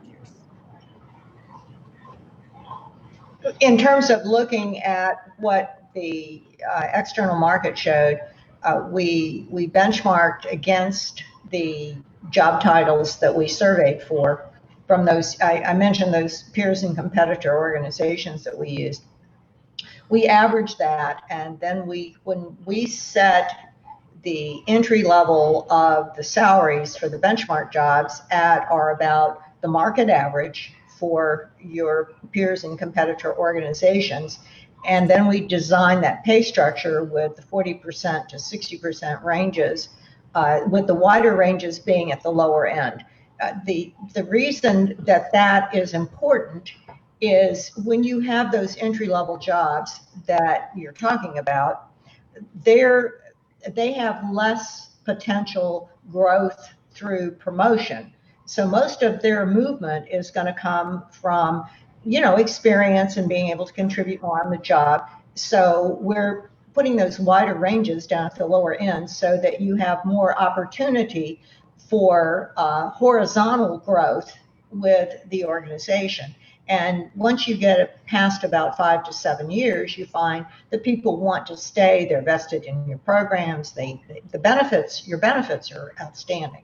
So they want to stay. I just was looking through the aggregate cost, and just interestingly, outside of public safety, you've got 20 employees that are in the position of office assistant 1, which is your lower level clerical entry, and that has a average salary that goes from $26,354 to an average salary that goes to $31,569, $104,311 allocated among those 20 employees to recognize their length of service within the job. So we're the bulk of the cost of implementation. 111. The average salary on the proposed would go from an average of 26,354 to 31,569. The average adjustment, individual adjustment, it's going to vary from some people's salaries being okay to some people's salaries being way behind. But the single biggest winner in terms of total dollars, which includes more employees, there's 20, is about $100,000. So, I mean, you're going to find that the bulk of the money is because there's more people there, but the bulk of the money is going to go to the people at the lowest end of the pay ranges. And that's where your cost is going to roll up. Your percentages of increase are much higher. And that's where it's very meaningful for these people. That's where the focus is. I mean, we can roll these numbers up for you and provide them to Dr. Duhart and Dr. Moffitt for you to look at. But I think you're going to find that there's a gratifying amount of the implementation cost dollars are going to the people at the lowest end of the wage scale. Yeah, I would like to see that breakout. Yeah. Can I ask one more thing, and maybe Dr. Duhart can respond? Will there be, or have you given any thought to a proposed plan for upward mobility in the lower levels? That is, if someone's in a particular position and they maybe need assistance to qualify for another job in the organization, is there going to be a plan, or is there one for helping people to move? Yes, ma'am. So after the implementation of the pay scale, we're going to be working with the department heads on some key positions in their departments to develop our employees. So, and I'm just going to use it as an example. Say an HVAC technician, if there's an additional certification that they can get to advance their skills, we're going to be looking at programs to assist them in doing that. Okay, because I know in some areas we've traditionally put in the budget monies for recertification and all of that. So why not have a consistent plan all the way through so that people will stay with us and getting a degree or a certificate or certification entitles you to apply for something that moves you up. And that will allow our employees to feel at home and stay with us longer. So it's not always the salary. There are other elements too. So I think that is one important thing that we need to have. And I'm glad you're doing that. Yes, ma'am. We're also working on a succession plan for our employees as well. Okay. All right. Thank you. Mr. Chairman, Carol, is in the implementation costs section. Does that meet the needs that the Commissioner Watkins is asking for? Like What's that section? I was The, asking for that section. Yeah. the jobs, I don't think we provided you with that particular report, but the jobs are all in various occupational families and groups, and we can provide a report by occupational family or occupational group, and you can then see the progression within those groups. For me, progression within a occupational family or group is only a valid concept, and this is the world according to Carolyn. This isn't going out and doing any sort of literature review. Having worked with local governments for many years, I do not think that if you have a progression plan that requires an employee to go back to college and get an AA degree or a BA degree, I don't see that as a legitimate progression plan. I think a honest to God progression plan or succession planning has to be based on being able to advance within an occupational series based on the skills that you either have to get the job or on the job training, or as Dr. Duhart was mentioning, certification that the county is going to support. I don't think you can expect an office assistant one to progress to departmental manager based on having a high school diploma and years of experience. Those days are probably, for the most part, behind us. But I do think there are legitimate career occupational progression within your organizational structure where that person can go without having to go back to college or go back to school. Again, that is saying, what can I do? Where can I go if I am hired with certain skill set, and how much can on-the-job training and experience advance me within that occupational family? Right. Now there are other answers to that question, but from a practical perspective, that is going to apply to most of your employees. Yeah, Mr. Chairman, I appreciate that honest assessment, because, it's as though we're looking for ways to advance folks that's starting at the lower level. I think there are some instances where jobs of experience will play a role and a factor. And I think all the time, department heads or anybody should be encouraging those, if they want to make more money, to try and move up, whether that's going back to school or what have you. And we're working within some of those guidelines to help them. But I think, it's just not the government's job to just put in place to say, oh, we're just trying to put incentives in place for the lowest level of employees. I think there are some things that some lower level employees may qualify for now that they may not realize. And I think we just need to make sure that they know those things. And overall, I think just listening to Dr. Duhart and the consultants, and even Dr. Moffitt and the sheriff, I think y'all have done a great deal of work. And I too look forward to us trying to get something in place and pass in November. And I just want to commend y'all, because this has been years in the making, and y'all have done seem like a lot of great work. And I just want to thank y'all. Thank you, Mr. Tim. Thank you. Hey, Mr. Chairman, starting on page 377, 376 in the report, 375 in the report that you have, it gives that breakdown per position and what the average amount per position of the increase is. Yeah, this is the sheet I was asking y'all about. Is it possible that y'all could send this in a spreadsheet form? I can't get it to convert over right. I'll get it to you. All right. And the other part I wanted to ask on that, and I don't know if I get that, I'll probably be able to do it myself, but I was curious about actually I can't do it myself, but is it possible that y'all, I know that y'all probably ran, what would it be like in terms of implementation cost if we went with the mid-range? I know y'all are recommending to bring everyone to the lowest, I mean, the minimum of the range. What does the implementation cost look like if you started talking about the mid-range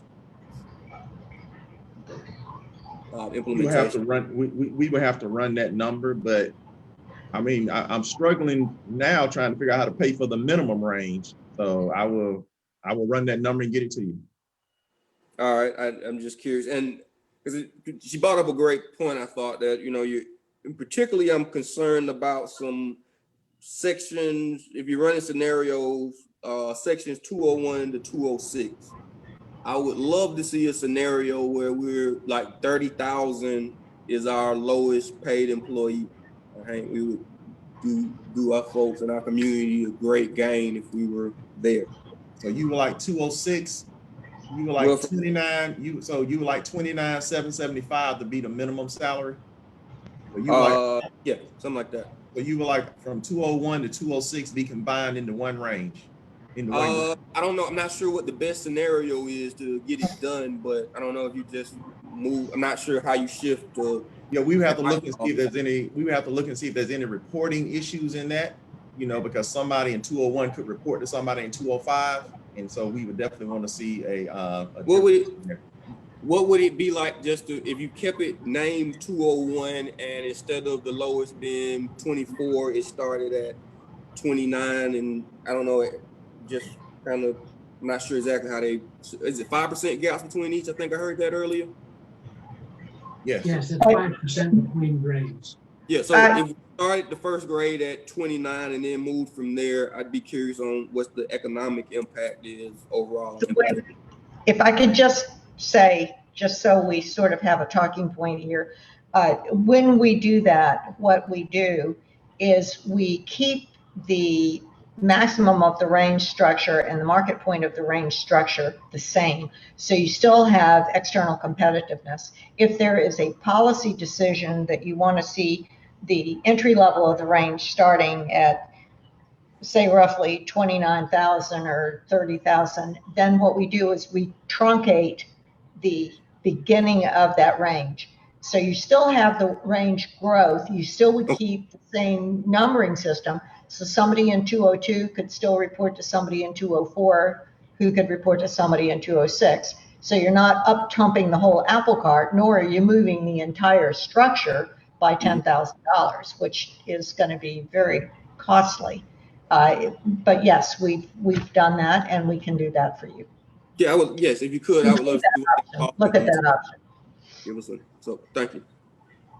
But again, I want to stress as we wrap up, overall theory of what we can afford at the end of the day, adjusting jobs to the proper market, that we're compatible with other communities, and then what we're going to do for a longevity piece. We still have to make a decision on that as we create this policy. So just know that how you would like to move forward with the conversation. Mr. Chair. Yes. May I ask Dr. Moffitt this? I know there are some positions out there that are already above their range, correct? Correct. And then as I read that, those people will not receive an increase until that range moves. But how do we determine when and how that range moves for those people? That's the question that I'm putting before you today. As far as we have some options we would like in our next conversation, I'll present you with some options. Okay. I don't think I'll be wrong to say that the sheriff has given an option of 1.5% for those people that currently already above their minimum range. That way, in his words, everybody get a little something. I think that's fair. But again, those are different options we can put on the table to see what's the will of the body. Were there many that were above their range, or do you know? Yes, ma'am. Probably about out of the 1,500, I think at least probably about 400. Wow. Okay. Are those in a particular department or a particular area? No, ma'am. It was across the board. Across the board. Okay. All right. Thank you. All right. Any more on pay scale. I'm sure we'll be talking about this plenty during the next coming months. But any more for the day from anyone before we move on to our Mr. Jones has his hand close-up? raised. Oh, I'm sorry. Yes, sir. Go ahead. He's You're on mute, sir. Still on mute.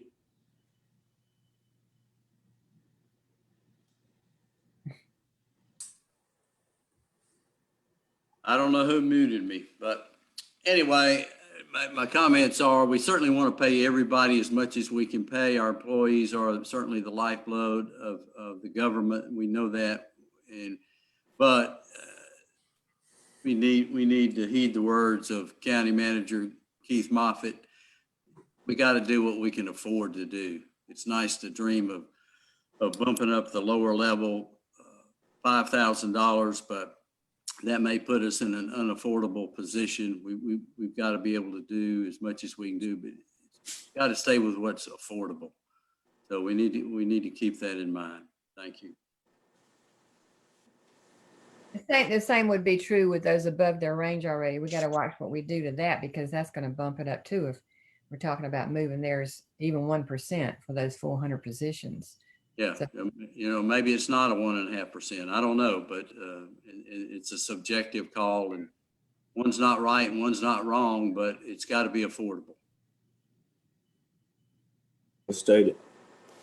Further comments, questions, concerns? If not, I think our consultants.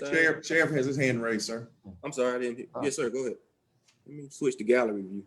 That's good. All right. Now, Mr. Chairman, I just want to say I appreciate this getting this far.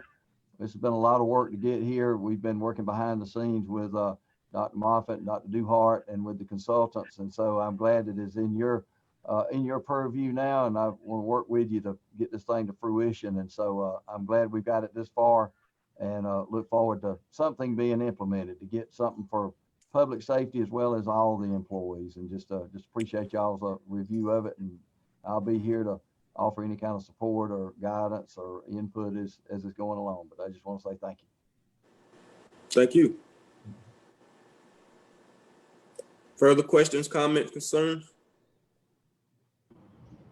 Not trying to rush us along. I just don't see anybody, but if there's anything else about pay scale, like I say, we have our consultants on the phone.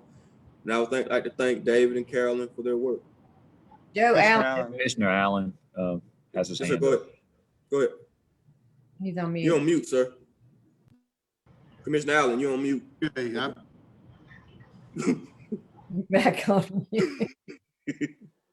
You're back on mute. Y'all playing with me. Okay, and this will be my last question on this right now. Department heads in the for the general employees, what percentage range do they go up to? Do you have any idea? I couldn't see it. Department heads, no, sir.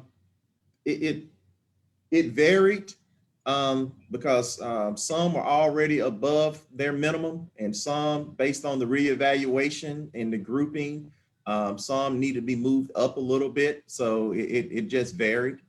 But I can run that detailed. But again, as I said before, I was trying to get away from the person and make it about the position.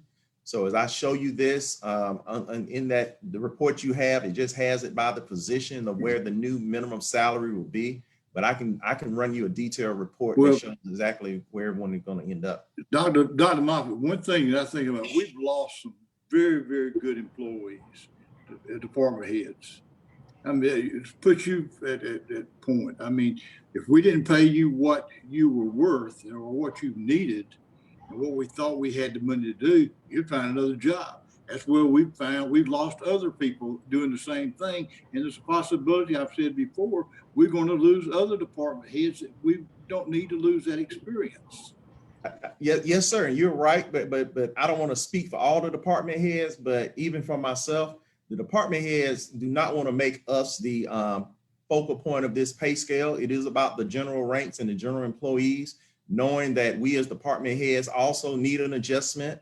Even I will speak for myself as the county manager, the consultant, that the county manager is not the highest paid position in the county. In other communities, it is. But again, I do not want that to be the center point of this conversation at all. I want to make sure that everyone in the government is taken care of first, but the department heads, in order to keep that knowledge, especially that institutional knowledge that they have, their positions were evaluated, and we do have a recommendation that's in the report.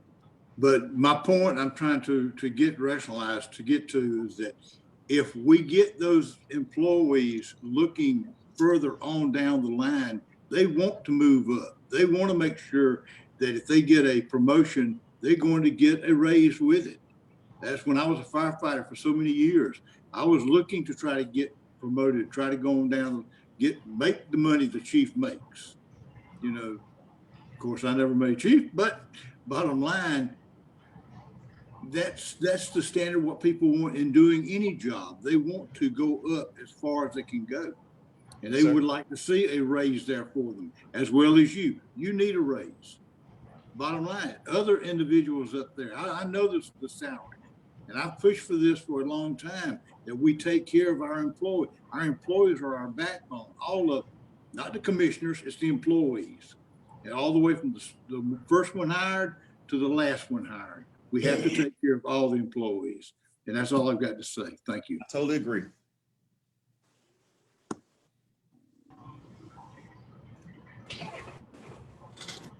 Further comments, questions? Feel free to unmute yourself.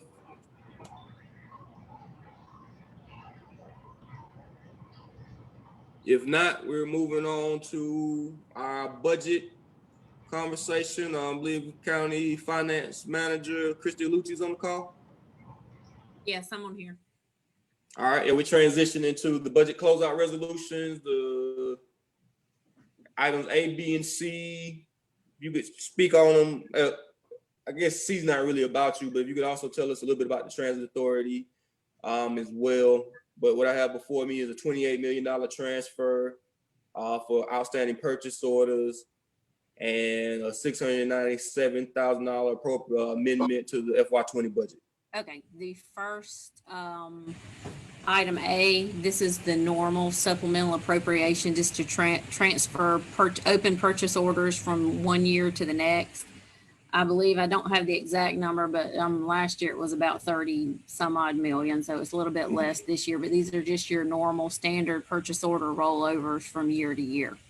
The largest amount on that is always your SPLOST, because that's our biggest fund with the largest purchase orders open from year to year. So that's just a transition entry that we have to make in order to close those purchase orders out for one fiscal year and open them up in the next fiscal year because they are crossovers. All right. Tell me about item B. Item B is our closeout entry. That entry is once again fairly small because we have stayed on top of these entries for the year. There were only a few departments that really required additional funding. Most of these, as you can see, were able to cover within themselves, but I did have to include them in the entry because, as we've discussed before, we cannot transfer in between line items. For example, mayor's office, I believe that might have been a healthcare change because I think there was a healthcare change with one of the employees. So some of the budget was a little bit off for salaries and he was able to cover that from another line item. Board of Elections was able to cover from other line items. Purchasing and county attorney. Purchasing was related to the legal helping out with Chauncey's position, that buyer, the position while he was absent. County attorney, that was some outside counsel that was being covered from a lot of their line items. They did need some help with an offset. Facilities was able to cover theirs. General administration was due to some dues that were being caught up. State court solicitor was related to covering additional salaries for the position that was the judge, and then she had hired a replacement while the judge was waiting to be sworn in. Public defender was able to cover their overage. Sheriff covered theirs within their own line item. Fire was also covered from full-time salaries. Most of their adjustment was related to overtime, but that was because they had some full-time vacancies. Coroner, they were over, their overage was mostly related to the burials, which we knew that was going to happen. We were watching that throughout the year. Public Works was able to cover within their own line items. Business development was able to cover that contract with Safe Built within salaries and benefits, which was expected. And we are transferring an additional $200,000 to Bowden to cover their deficit in their fund. Good. Most of this, let me just say, this is not coming from fund balance because we had several revenue line items that exceeded their budget. So we're just offsetting that with revenue instead of saying that that was a fund balance adjustment. Right. Comments, questions, concerns, line A and B? If not, I have a motion. So moved. Second. Motion. I'll second. We have a motion, a second. Further discussion? Second. There being none, all in favor, please say aye. Aye. Aye. Any opposed? These motions carry. Item C is an ordinance to authorize and supplement appropriations of $807,403 to provide the 45-day working and operating expenses for the Transit Authority. Ms. Alucci, you speaking on this one as well? I can go over the numbers. I believe Michael probably wanted to mention the change from the 45 to the 30 days, but these are from audited numbers, and it is provided from an auditing firm. This is just covering their 45-day reserve. If you can see on page, I can't tell what page that is in the document, but it's right after the letter. Mine's not giving me the page number, but it just shows that based on their budgeted expenditures, their annual reserve for 45 days is $777,251. Their current liabilities exceed their assets, resulting in a deficit. So that's why your number, they've got some outstanding payables that exceeded their assets, current assets, not long-term assets.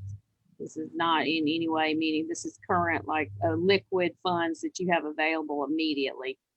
They do have quite a lot of assets on their books, but most of that are their fixed assets and the assets that they own. So their total working capital was a negative $30,152, and that's why you see the $777,251 added to the $30,152, resulting in $807,403 being the amount that's required to fund them for 45 days. Okay. Mr. Chair. Yes. This number keeps going up. When it was a 45-day figure, then it was what, like 300, 400,000, and now it's 30 Yeah, I thought days. it was like a $250,000 was what I got used to. Pardon? I said I got million. Yeah, like you say, 300, $250,000. Yeah. Yeah, but now it's more. Why?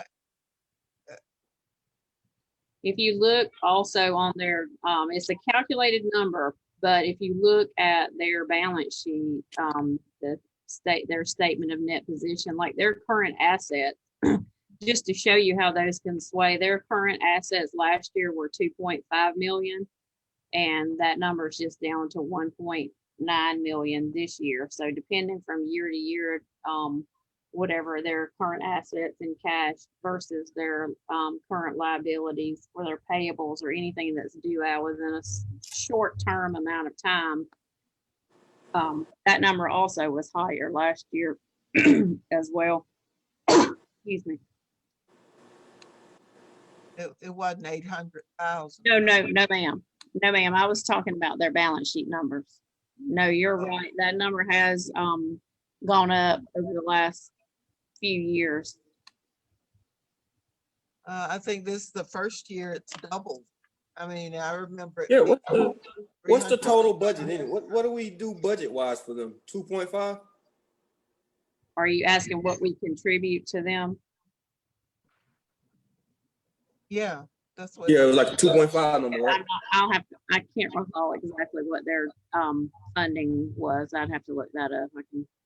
And I know they match. So like when we do this 800, does the feds come back and match them and it turns into 1.6 or no?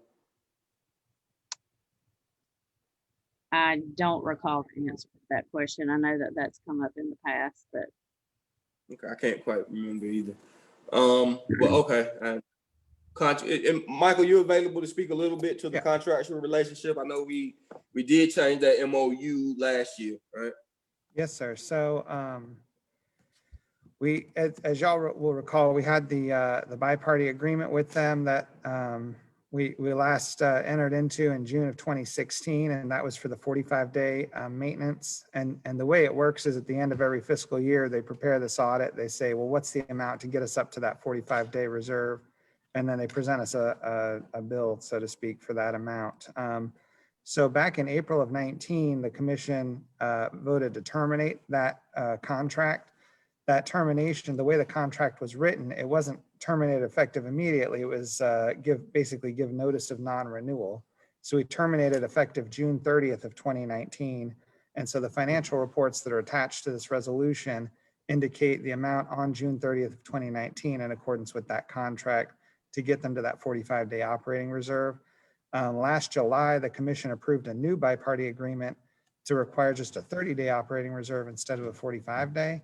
And so this is the last payment that it'll be under the 45-day terms because this is a result of their FY 2019 audit with the cash numbers effective as of June 30th of 2019. So starting next year, when they get into the 2020 audit, then we'll just do a 30-day reserve instead of a 45-day reserve. Okay. Mr. Chair, is there anything in their audit that's causing these that would impact these numbers or anything? I'd be interested in knowing because the amount's going up and we've reduced the number of days. And I've had a concern over the years, and I'm glad that we've reduced from 45 to 30. But now we're still operating under the 45-day, this amount, and it just doesn't seem like that we're getting any relief from this. But I'd like to know what's going on at the Transit Authority that we're having to do this all the time, other than our agreement. If there's some changes that can be made that's going to relieve us of this obligation every year. We're doing this every year. So can you at some point before this term, our term ends, could we get kind of an update on that? Or maybe something that would be good to do once all of the new members are seated, where we get an update as to how transit works and what they're doing that's causing these figures to increase. We'll do. Either way. Could and someone can help me with this question. So the figure is because you were mentioning liabilities and assets, so it's more at play than when I think about this. They have annual operating revenues and annual operating expenses, and my guess is that they were $840,000 short that year. But you're mentioning assets and liabilities, which makes me think that there's another part of this calculation. Well, this is based on their current operating, meaning at the end of the year, you have to have liquid, assets, the same that we do, 45 days, in case at that exact moment there may be an emergency where you have to have a certain amount of liquid assets available to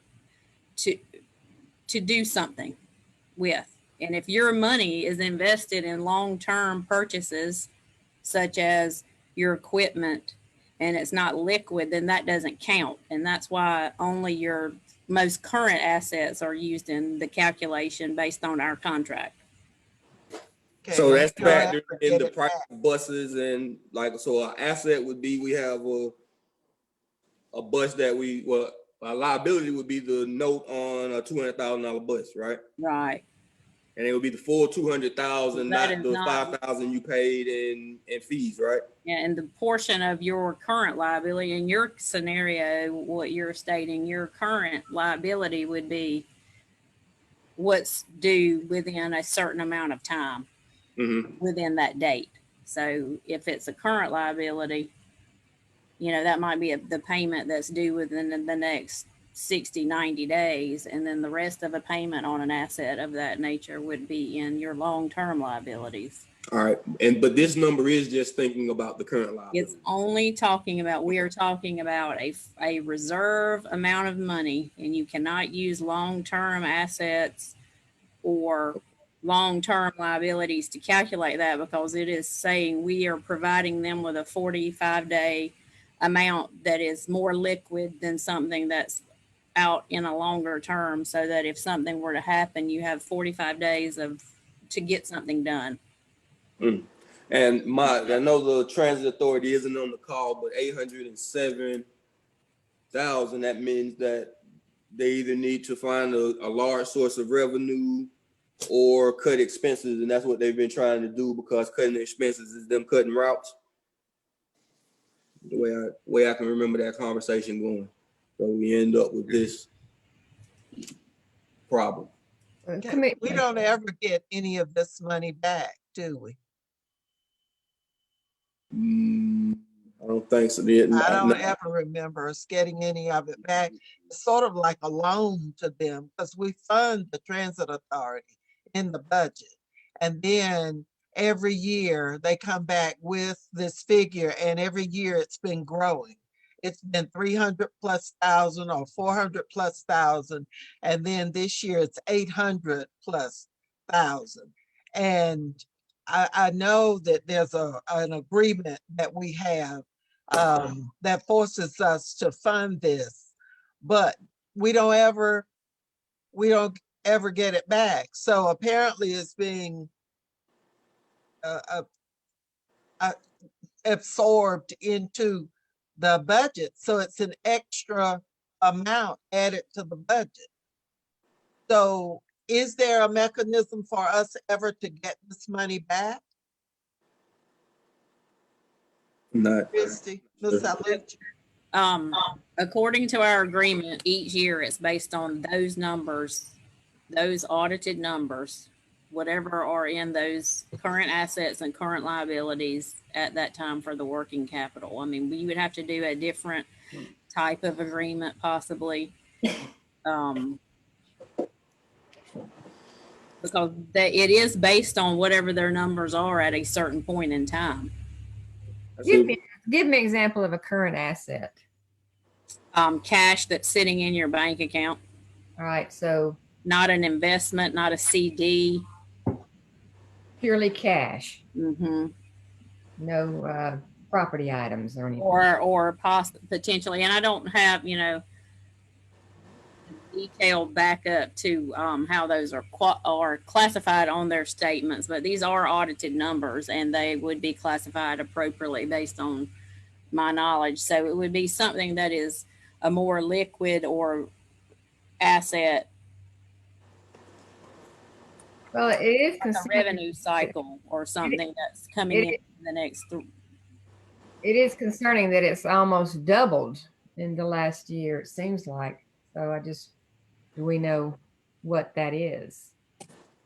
I'm comfortable to have a session where we ask the transit authority, so we're not assuming on their behalf, but we ask them to come in and have this conversation if y'all want to in the next set of meetings.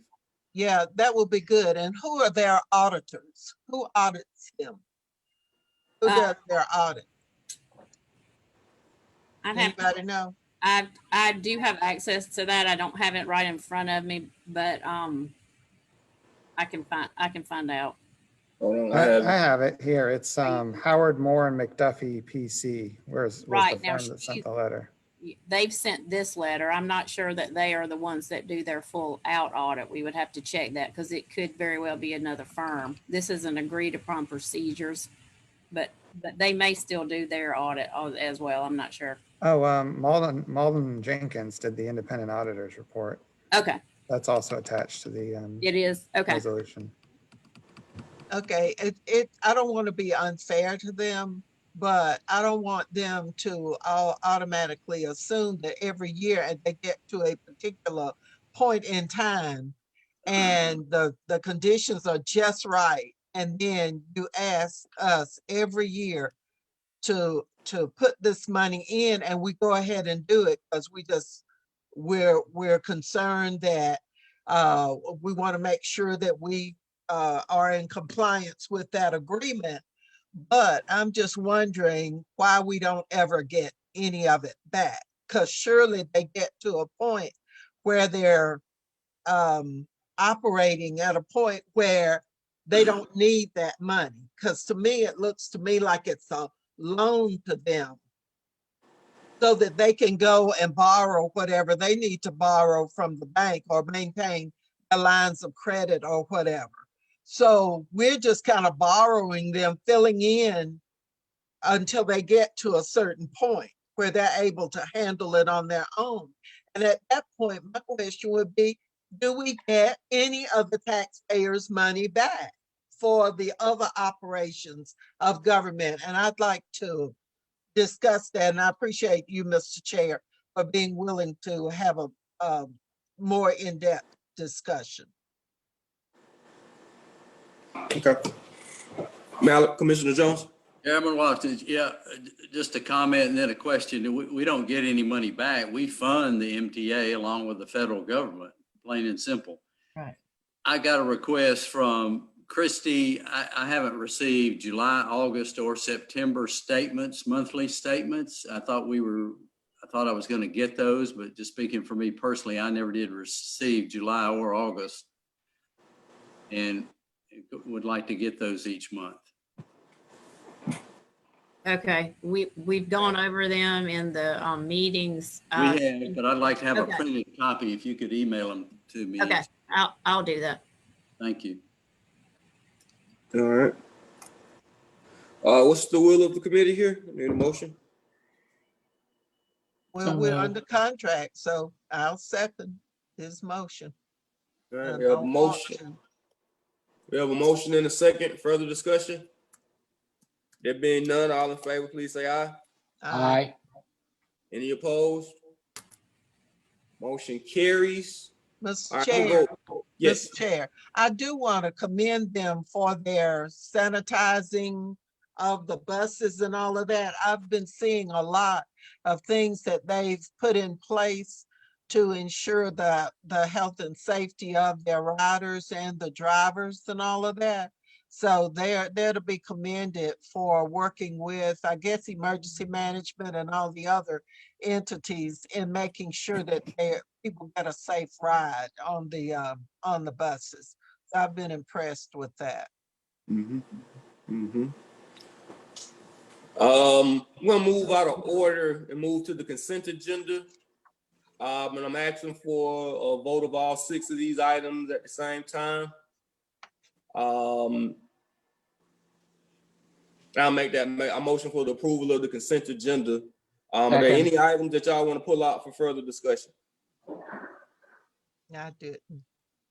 All right. If there is none, I get a second. Second. A motion and a second. Further discussion. There being none, all in favor of the consent agenda, please say aye. Aye. Any opposed? All items passed. And we're moving back to the new business, item A. First item is a supplemental budget appropriation from fund balance to various departments in the amount of $3.5 million to provide the reinstatement of budgeted furlough days for Macon-Bibb County employees. So I guess speaking to this, earlier in the budget, well, when we passed our budget year, we included quite a bit of furlough days for our employees, but we moved them to the second half of our budget year, being optimistic that the numbers of the projections from COVID, well, I think initially we were hoping that COVID would be over by now, but yet we're still here.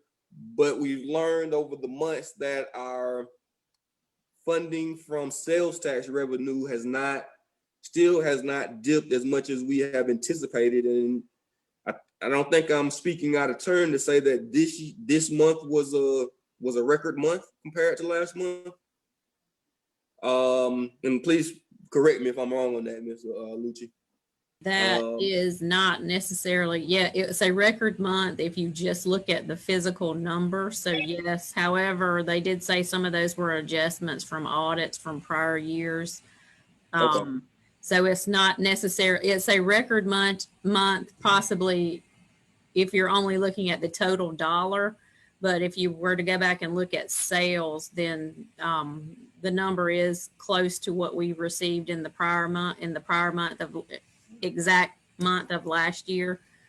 The reason for the increase was due to those positive adjustments that they made. And if you recall, the month before that, we had a significant number of negative adjustments on ours. The net of those is not as large as we would have liked. However, based on some information that the mayor has received, there is a potential that we may also have a positive adjustment, that they're still finishing some of those audits, and that we may have another record number post, but not necessarily related to sales for that period of time. All right. And I think all of that kind of sums up that based upon the positive trend of our sales tax and our finances right now, the mayor is recommending that the employees do not undergo a furlough. So we're to reinstate these furlough days so they'll be fully employed. So good things all around, I think. We have a motion for approval of further questions. So move. Second. We have a motion and a second. Further discussion? There being none, all in favor, please say aye. Aye. Any opposed? All right, this motion carries. And what the next item of business is a supplemental budget appropriation from fund balance to the facilities management department, capital improvement lines in the amount of $63,295 in order to provide the purchase of security systems for Macon-Bibb County Government Center. Yes, sir. This is a continuation of increasing security here at Government Center. If you recall, we presented you with a plan. At that time, the body tabled that plan. So we've made some incremental steps in increasing security here. We've added the deputy, thanks to the sheriff for allowing the deputy to be here doing business hours. But we've also noticed the need for securing the doors throughout the facility. So this is adding on to the card scan system that we currently have in the building for about 18 more doors, which will secure access into the various departments that operate here in Government Center. So what becomes the public entrance at that point? It's the public entrance will still remain the front doors. But this will prevent people from just going into finance, legal, downstairs in HR. Okay, so more of the this secures a lot of the internal doors. So the atrium will still have public access, but correct. Okay. Thank you. Sounds good. Further questions, comments from the committee or commission? Move to approve. Have a motion. I'll second. Further discussion? Don't hear me. You're not hearing me. No, not seconding. Sorry about that. We have a motion and a second. All in favor, please say aye. Aye. Any opposed? Motion carries. The next item is a resolution to execute a professional service agreement with GMAS Inc. in the amount of $143,000 annually for 3 years for the maintenance of real property pricing schedules to be paid from the tax assessor's budget contract labor contractual service line, contract labor, what's happening right there? Explain. Yes, sir. This was an approved budget. During the budget, you approved the tax assessor to hire this service. She needs it for 3 years to go out and do the reevaluation of real property. So this was an approved budget amount. So this is to execute the agreement to do this. Oh, we're not. So that's what we're not moving any money. This is just the contract. You already approved it in her budget. This is to do the contract. Okay. Yeah, I'll put that in consent. Further questions, comments? We have a motion in a second. So move. Second. Motion in a second. All in favor, please say aye. Aye. Any opposed? Motion carries. Item D is an ordinance to provide budget supplementals in the total amount of $700,925 from fund balance to various departments to amend the budgets and organizational charts for the purposes of creating certain unfunded vacancies and creating new positions. Yes, sir. If you recall in the budget process, well, I'm sorry, I jumped. No, go ahead. Thank you. You're in the right one. You recall during the budget, we unfunded some positions and told you that we would evaluate the first quarter to see where we were, and then we would come back to you with the most needed positions.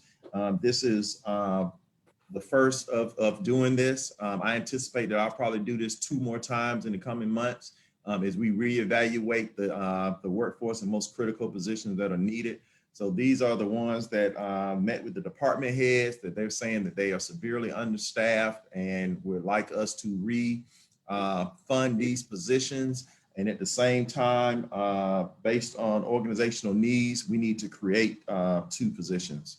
One for the new government, the mayor-elect,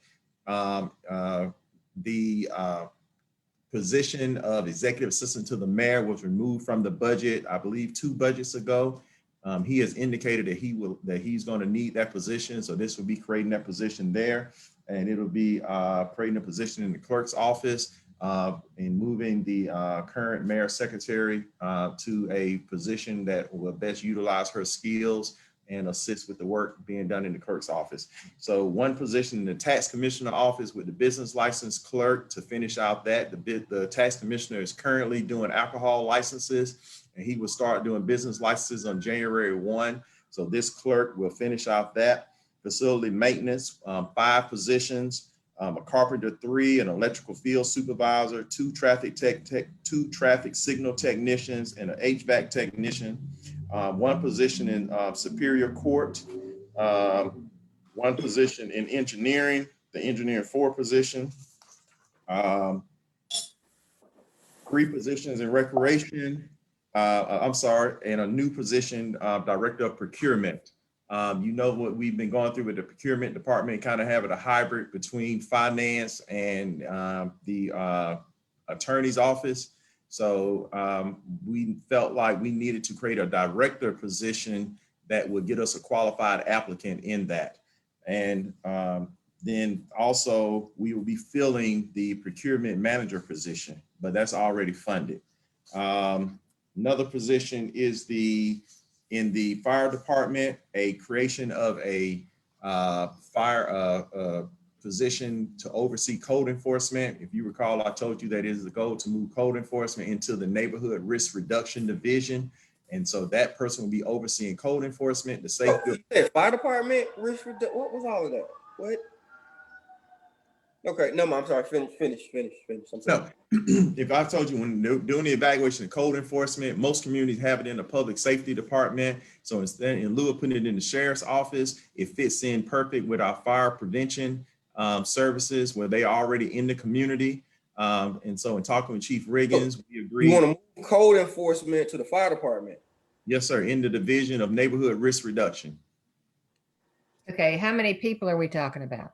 The current 10 code enforcement inspectors. Are they I assume they're going to be firemen. No, sir, they will not be firemen. The firemen already do the job. Firemen, they already go out and do fire prevention inspections, but this will also add to that department being able to coordinate property maintenance inspections. So You mean business owners, maintenance inspector, or property, residential properties? Because they already do. Residential. Clarify, Dr. Moffitt. Clarify. Yeah, residential property. What code enforcement already does with property abatement, they will continue to do and take that through the court systems. Man, we trying to find somebody to judge. The fire department gonna go and start going to residential? Come on, man, come on. Well, I so mean, yeah, I think we're gonna have to basically. I think what Commissioner Tillman is saying, we're gonna have to talk about that plan a little bit. I think that might be new news to many of us. Much less hiring whoever you just said we were gonna hire. We might want to talk about that one a little bit more in depth. Can I ask a question? Yes, please. Would you ask the chief, is that an ISO regulation comes from the ISO? It might be that that's the reason why. Don't put the chief in this. You can answer it, Joe. You know the answer. Don't put the chief in this. Whoa.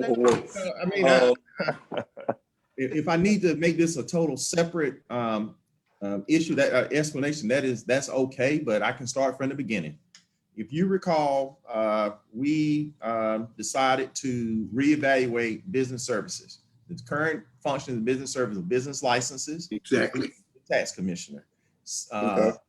Commercial inspections, we hired the Safe Build contract to do that. So that left property maintenance and abatement, which are our current code enforcement officers. Yep. Finding a place for them in talking with chief, who already goes out and does fire prevention in the community, that this would be a good addition to that department. And that name of that department is Neighborhood Risk Reduction. And in order to do that, we suggest that we create a position that will oversee those three aspects: the Safe Build contract, which is commercial inspections, the fire prevention part, and the property abatement. So that. Wait a minute. The fire department would also be over the Safe Build contract? Yes, sir. Because they already work hand in hand. They already work hand in hand with fire inspections and things of that nature. I have Chief on the line. Chief, if you'd like to elaborate a little bit on some of the duties as you've been evaluating this. Thank you, Dr. Moffitt, Commissioner Watkins, and Commissioner D. When we evaluated this and reviewed this this concept of moving it to us, we already do a lot of those work together on the plans, and we was trying to make this a seamless effort for our community as it relates to the drawings, the building plans, and also we know about abatement issues, and we know that we have a blight issue in our community, and so having there was not a director for that. So we wanted to tie that together and put that in as a responsibility on the fire, in the sense that we already have territories laid out. We know where we go into a lot of these blighted areas. And so working with the information that could come from code enforcement back to fire prevention, back to the building services, I think could be a very good asset for us. And hopefully to go through and clean up some of the blight problems, also some of the other issues, and staying on top of that. Because together, collaboratively, I believe that we can make a difference with that. I do believe that we can make an impact with what code enforcement currently does, and for us taking care of all of these blighted properties and working with the municipal court judge to try and get some of these remedied properties and find property owners. I think it could be a win-win for us, our community at large. Exactly right, Chief. You're dead on it. Interesting. Tell me a little bit. I heard you mention, did you say we were going to hire the new mayor in one of these positions, or the mayor-elect? I got a little confused. Yes, sir. The mayor-elect is requesting an assistant position. The title would be Director of Community Affairs. Prior to 2 years ago, it was the mayor's executive assistant. And so we removed it from the budget. He has indicated to me that he would need that position in his administration. That starts in January. And I'm not trying to be disrespectful, right. Yes, but it seems a little weird. Like his administration term starts in January. So walk me through what's happening. So you're gonna hire and make changes now, or so you're planning on to start the human research search now on his behalf? No, we will probably post it in December, and that way he can hire, and that person be ready to go in January. This $700,000 The accounts. one change that he wants to make over the whole thing, or so we're gonna get. I yield. I'm sure someone else has. No, well, I think you're right. We're not in the new administration yet. And so this commission should not be setting up appropriations or approving any of that until the changeover. Well, I can definitely see where you're going with that, but And you should not be doing work. You should be working for the present Macon-Bibb government.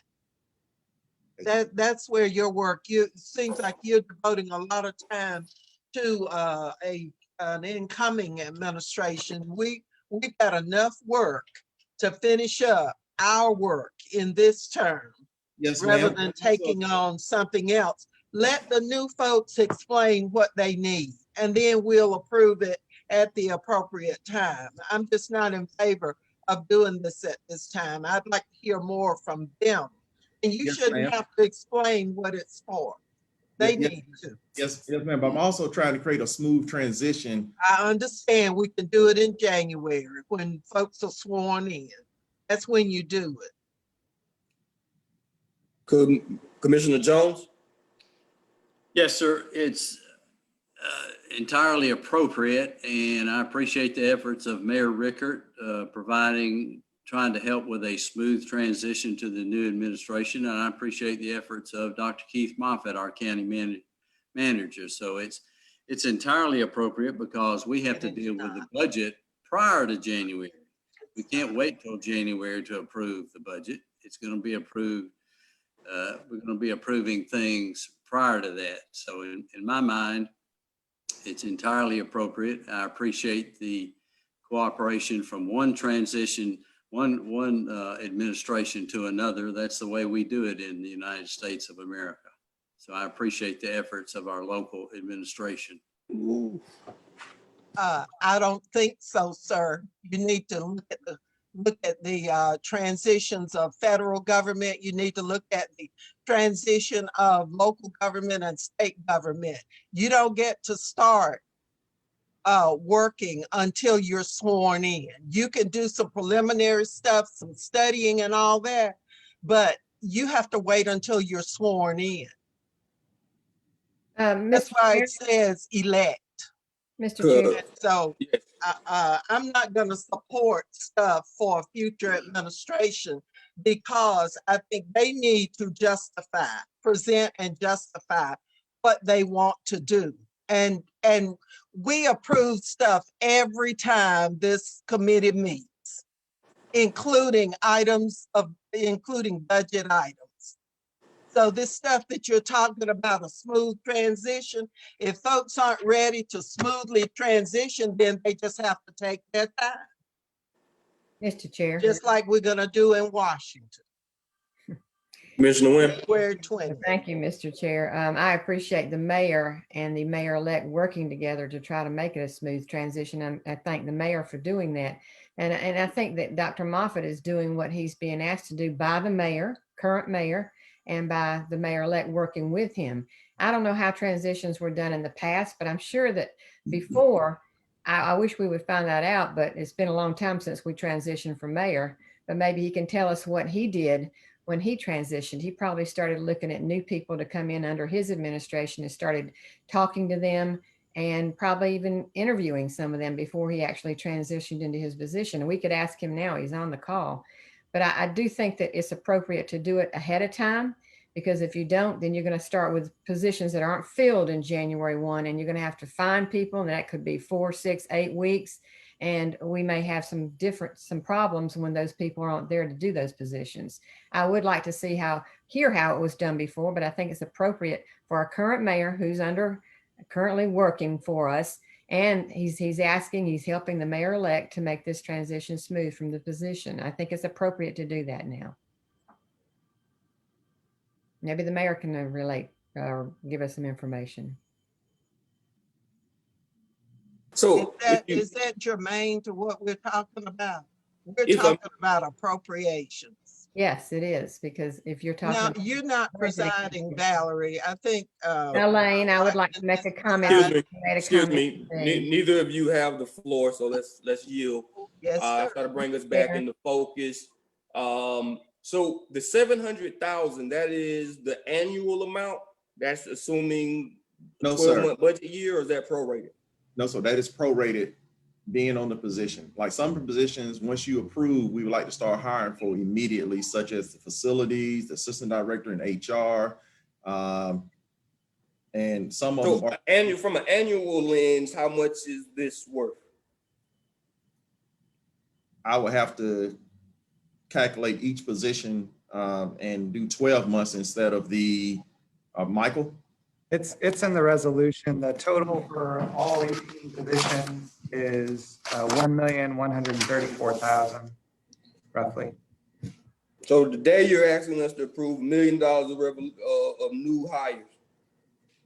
No, today we approve the 700,000, which would take it to the end of this budget year. So, Mr. Chair, I already know I don't like two of these things on here, so I yield to the will of the committee, though. So, Mr. Chair, can we approve those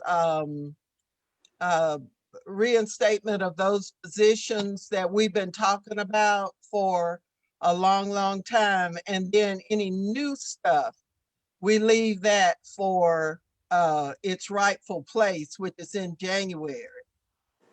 Now, what part of this would we be approving to do that? Well, being that we kind of know how this body operates, Michael wrote it to where each position can be approved individually. I don't know whether that's an insult or a compliment. So, and that helps. So tell me a little bit about the recreation section. Recreation needs to hire people now. Are they back open and providing services at that community center, or how does that work? Well, I'm glad you brought that one up. That is one where prior to COVID, prior to the budget, I apologize, Robert actually had already made some offers to a coordinator one and an athletic maintenance worker. In the recent couple of weeks ago, he actually lost some people. He's down in the athletic maintenance department. So this is to fund those positions to help him get back up and running with athletic maintenance. I guess I'm trying to be, are we hosting athletic events? No, but we still have to keep the fields up. So, and yes and no about hosting events. We still have people using the fields, but we are not, people are not renting the fields per se, but people are still using them. And when we get back up and running, we know that we need them ready to go. Okay, that's fair. Mr. If Chair. you'd like to take them one by one, we can do that. Mr. Chair, I'd like to move that we take these one by one, please. And one by one, or just remove the ones that we don't like? Either way, with it, same thing. Yeah, so that way we don't have to have 16 votes. Just if someone can make an amendment or a motion to amend what the new positions, we're understanding the will of the body, right? The existing positions we want to approve, and the new positions we want to delay for more information. Right. I so move that. Second. Okay. Which ones? May I ask I understand you said the new administration. We need the procurement director. Yes. Didn't we just hire somebody in the legal department to do procurement? Yeah, we position. They have take the whole procurement department away just a month ago. No. Moved it. Wait a minute. Yeah, we got to talk more about. Explain to me what's going on with procurement. If I remember correctly, we had a new attorney. Yeah. Because it was a new attorney position, we thought that the attorney's office would be better suited for procurement. Right. Yes, sir. So Michael, now we're back to where we want a procurement director, and it'll be its own department again. Yes, Michael, you explained that does with procurement. So the new attorney, dude, can you mute? I'm getting an echo. Okay, so the new attorney, Frank Howard, he's our assistant county attorney for litigation and procurement. The procurement component of his job is drafting RFPs and participating in the scoring and that kind of thing to make sure that the contracts are awarded fairly.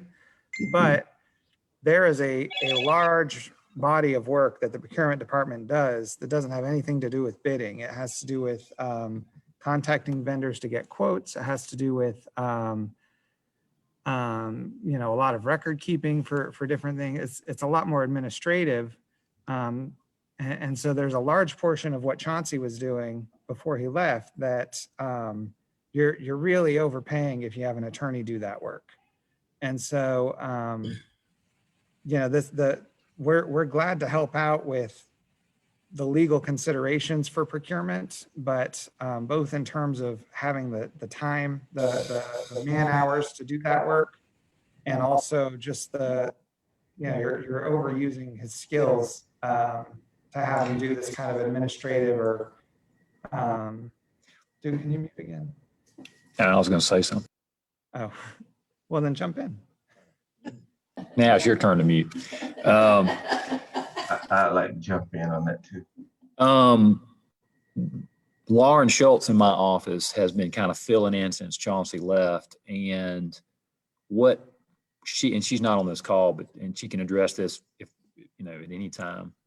What she's telling me, and I think what we're getting from procurement, people who know procurement, is what the attorney's office is doing, and we're making it better than it used to be, is getting involved in bigger issues earlier, so you don't have as many problems. That's the goal, either legally or negotiating contracts or whatever.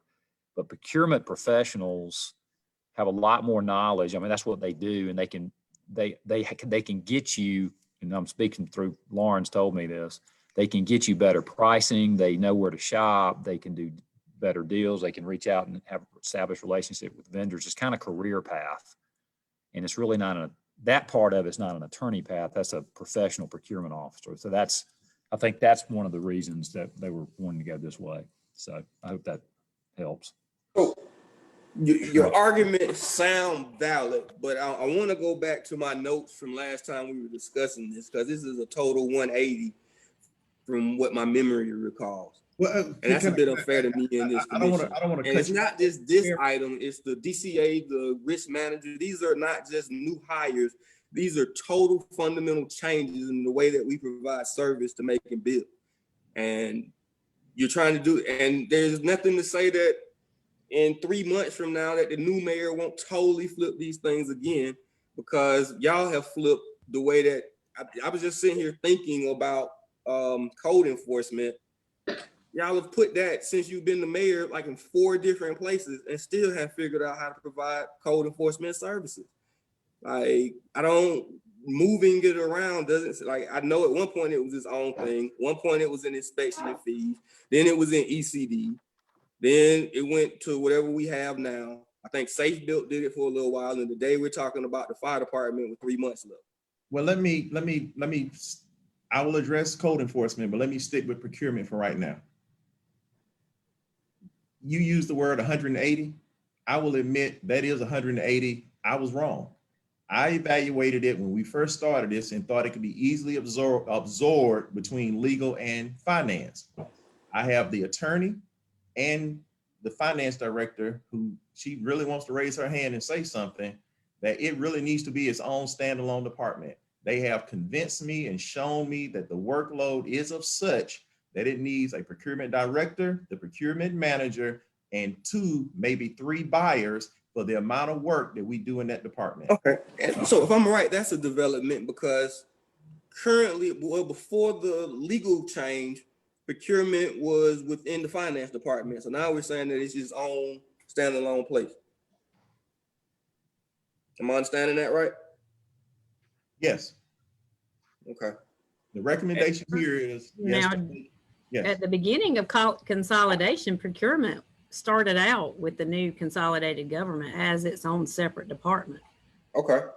There was a development in procurement that all of a sudden one day it was given to finance on a Monday morning at 8 o'clock. And it has been under finance since that day 4 years ago. So It was its own department with its own department head at the beginning of consolidation.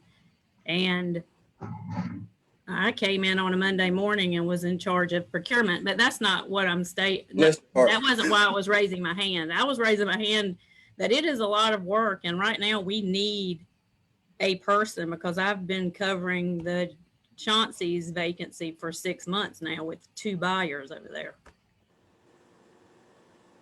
So is this a position that y'all would have hired in the next 3 months?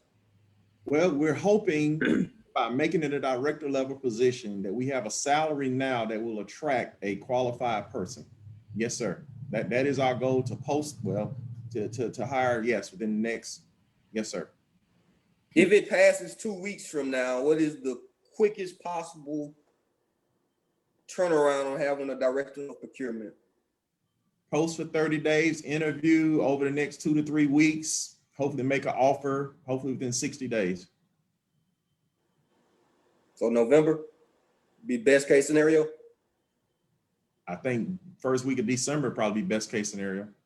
November, it's only in there for 7 months calculated. We anticipated it's not for today. The number of months per position are on the spreadsheet, and that one's 7 months. So it wasn't anticipated that it was going to be an immediate fine for that position. Correct. So we anticipated that we probably wouldn't hire until December. So since do we know that the new mayor wants to have a procurement department separate, or will he in 3 months from now come back and put it in the fire department as well? He's in agreement with this. Okay. All right.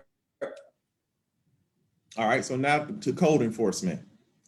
You are correct that we have looked at different places of where to put it, and we think we found a good solution to that problem. That is the easiest, simplest solution for that. All right. Okay. How, Mr. Chair, how does the attorney position interface with the procurement department head? Well, we found, and this is again my learning was, we found that it's easier or better for us to have legal on the front end of some of the procurements, especially in writing the RFP and looking at the information that goes out, instead of on the back end when we come back. And then if you recall, over the last couple of years, we've had to come back to you and make changes in the contract because we did not have that legal input on the front end. So by having this person in legal on the front end, we're helping with generating the RFP, evaluating the contract before it goes out for signatures and things like that, we think can greatly reduce the time and the problem that we've had executing some of our contracts. Okay, so you've upgraded you've modified the job description. Y'all in legal have job descriptions? Y'all Yes, have them, don't Yes, ma'am. have y'all modified it or have a draft where you're modifying it to include that? With this position is already created and hired, and this person that does this also does some of the small litigation. You met him at the last meeting. I know. I was just trying to make sure that. Right. Yeah. Yes, ma'am. Yes, ma'am, it has. And that's a good question. Just one last thing on that. There's a certain percentage, like everything else. If procurement, 20% of it takes up 80% of your time, and 80% takes up 20% of your time. And the attorney, to answer your question, Commissioner Lucas, the purpose of the attorney in this, particularly Frank, the new hire, is to help with that 20% that takes up 80% of the time, the more complicated RFPs, things that go on a long time, high dollar issues. Yeah. You know, that kind of thing. So that's how he would interface. Okay, thank you. Sure. All right. I think we have an amended motion on the table. Mr. Chairman. Yes. Let me if I can speak, please. Yes, go ahead. I like to caution commissioners, those commissioners that will be a part of the next administration. Mayor Ricker is not shy when it comes for speaking up for himself. I think what you're hearing and seeing is that if the incoming administration which has a committee set up, is not speaking to those commissioners that are having an issue with this. You're possibly being looked at, and I'm just trying to be cautious here. You're possibly being looked at, or this information is being shared for a reaction. The county manager has a duty and obligation to speak with not only those commissioners that will all be there next year, but the current commissioners. If that's not being done and this stuff is brought and in mentioning the current and the future administration, that's disingenuous. So when I say I'm cautioning us is that we want to all have a smooth transition. The mayor-elect and his body that's a transition committee can and should reach out to us. I don't have an issue with what's being requested. I don't think we should have an issue with what's being requested. I think we also show that we too want a smooth transition, and we allow what Dr. Moffitt has shared with us to move forward. Because what's happening is there's a strong possibility that some of us may be being looked at to see what type of reaction we're going to get because this information is brought in this capacity without us knowing well in advance. We should know in advance. So we don't know in advance, but we should support the transition of the mayor-elect. And we should not assume because Mayor Rickard has not spoken that he is or is not in agreement, because he will speak up, and we all know that. So don't get played, and let's support this. We don't have to, we shouldn't take out anything. My concern only should be those commissioners that will no longer be here and to see what their expression is, because what are their concerns? Because they are still current commissioners. And so we just need to be cautious and show that we too want a smooth transition, and we're going to support this transition. One of the things that's most important to me is the Human Resources Department. We know for years, and some have thought, that it has been ran by one person, and everybody has not always received the accurate information. I know, and you all should know, that Dr. Duhart's office, they've been doing a lot of cleanup and corrective actions since our predecessor left us. That department is just as important as procurement, that we need to secure these positions. I think at some point, whether it's now or next year, we're going to secure and we're going to have to move forward on these departments. So I'm just saying that I think we should, accept the county manager's request. And if he's getting a directive from the mayor and or the mayor-elect, let's just look at it and let's make it the smoothest transition as possible, because we all want to succeed and be a successful administration going forward.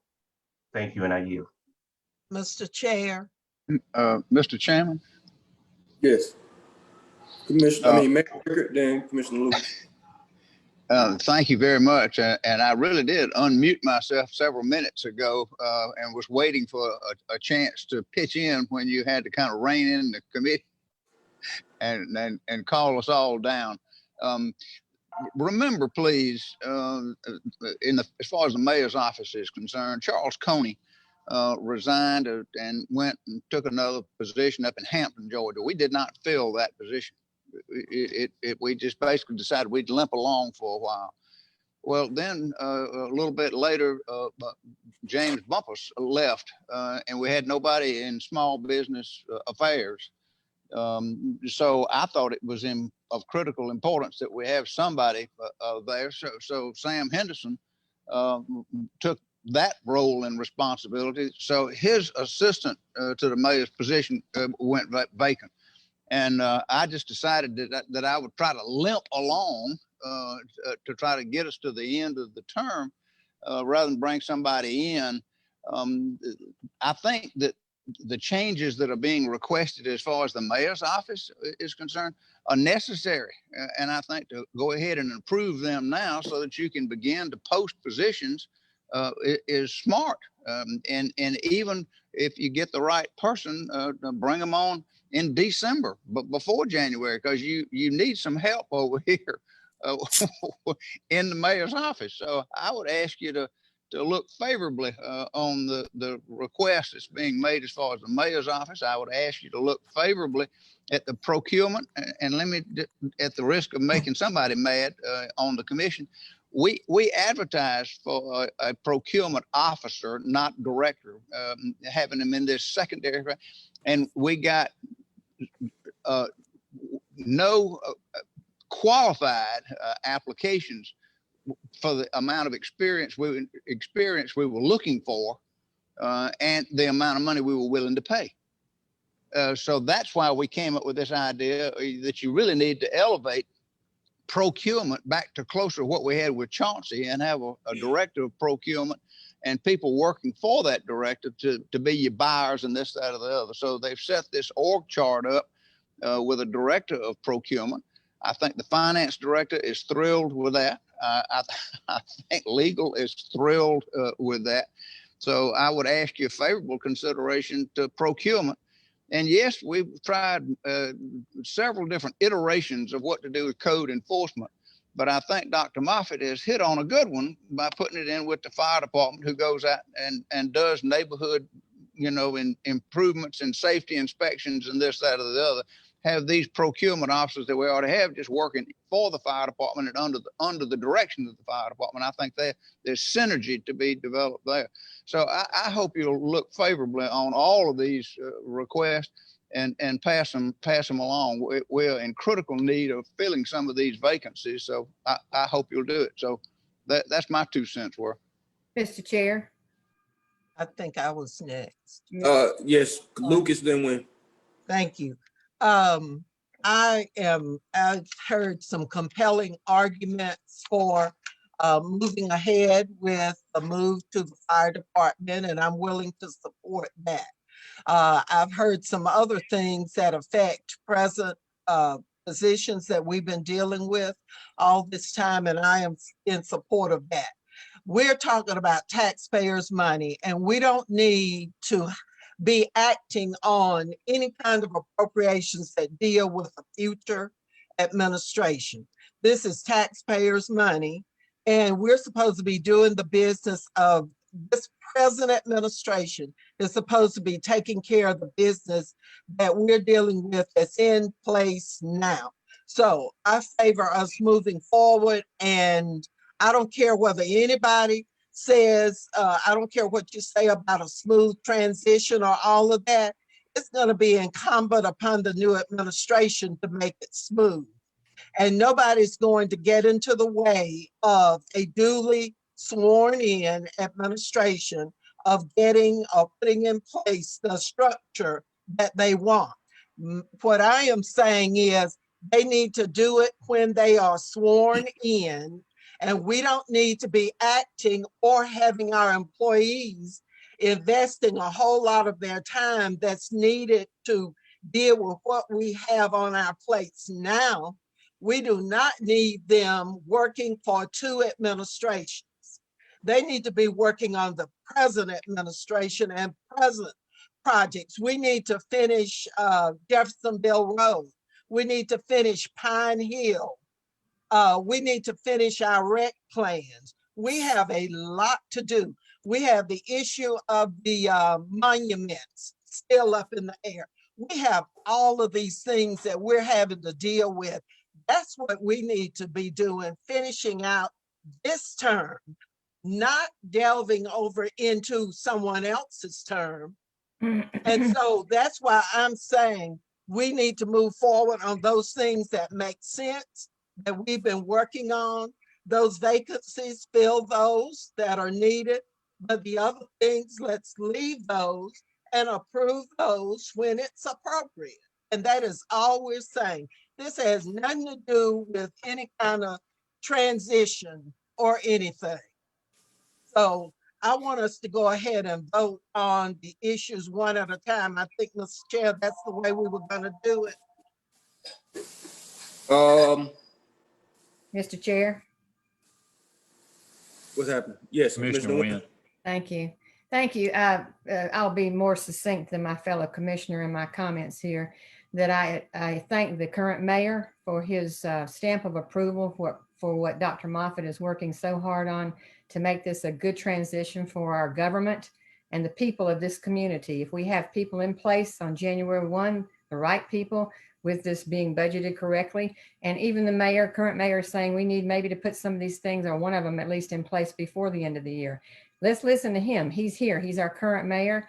He has a good feel for what's going on. And I, again, thank him for his stamp of approval of what Dr. Moffitt is trying to do with it for this community and moving forward. Commissioner Jones. One last time, I think the mayor is right. I think Dr. Keith Moffitt is smart and has assessed the whole ball of wax, and part of that ball of wax are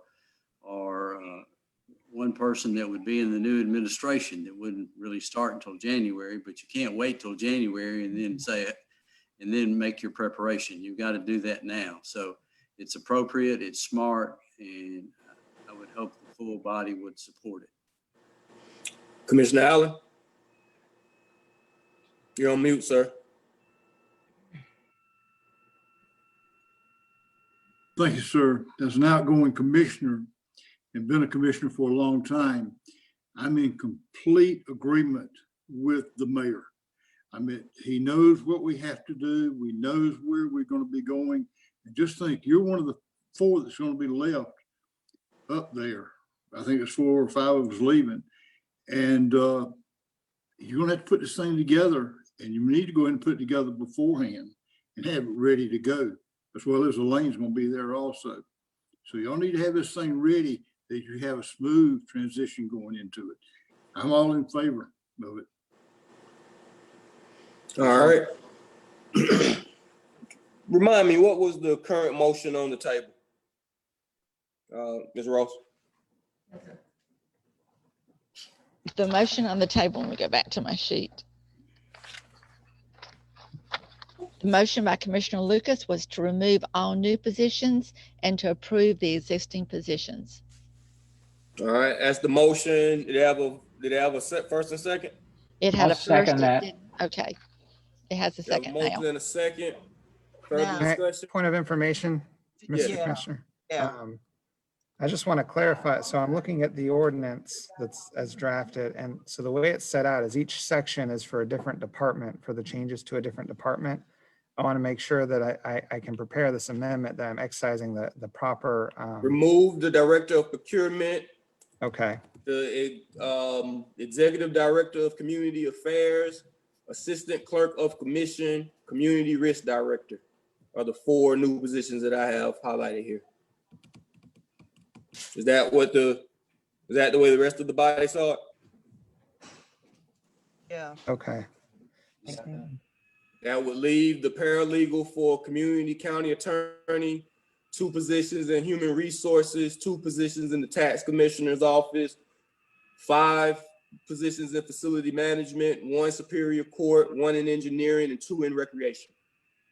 Okay. So the procurement, that's section 8. I can take out all of section 8.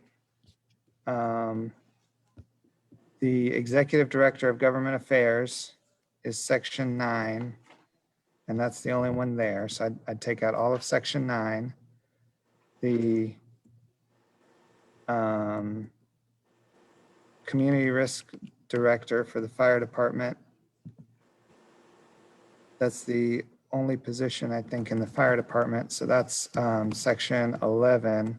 And what was the other one? I'm sorry. Section 10, the new position in the clerk's office. Okay. So I'll just remove 8 through 11. if this amendment passes. Right. And I'm doing a committee amendment draft right now, so that'll be in writing for you. And that is my motion, that we do that. Okay. Did my second agree? A second. Yeah, I think we have a motion in a second. You do. Mr. Chairman. And I'd ask that in upcoming meetings, if you could come with your full presentation with your fire administration, and I guess also your procurement on what they'll be doing and what's that entail. We probably need to flesh all of those out a little bit more in a proper format. To me, this just wasn't the way to do it. But anyway, we have the motion. We have a motion and a second. Further discussion?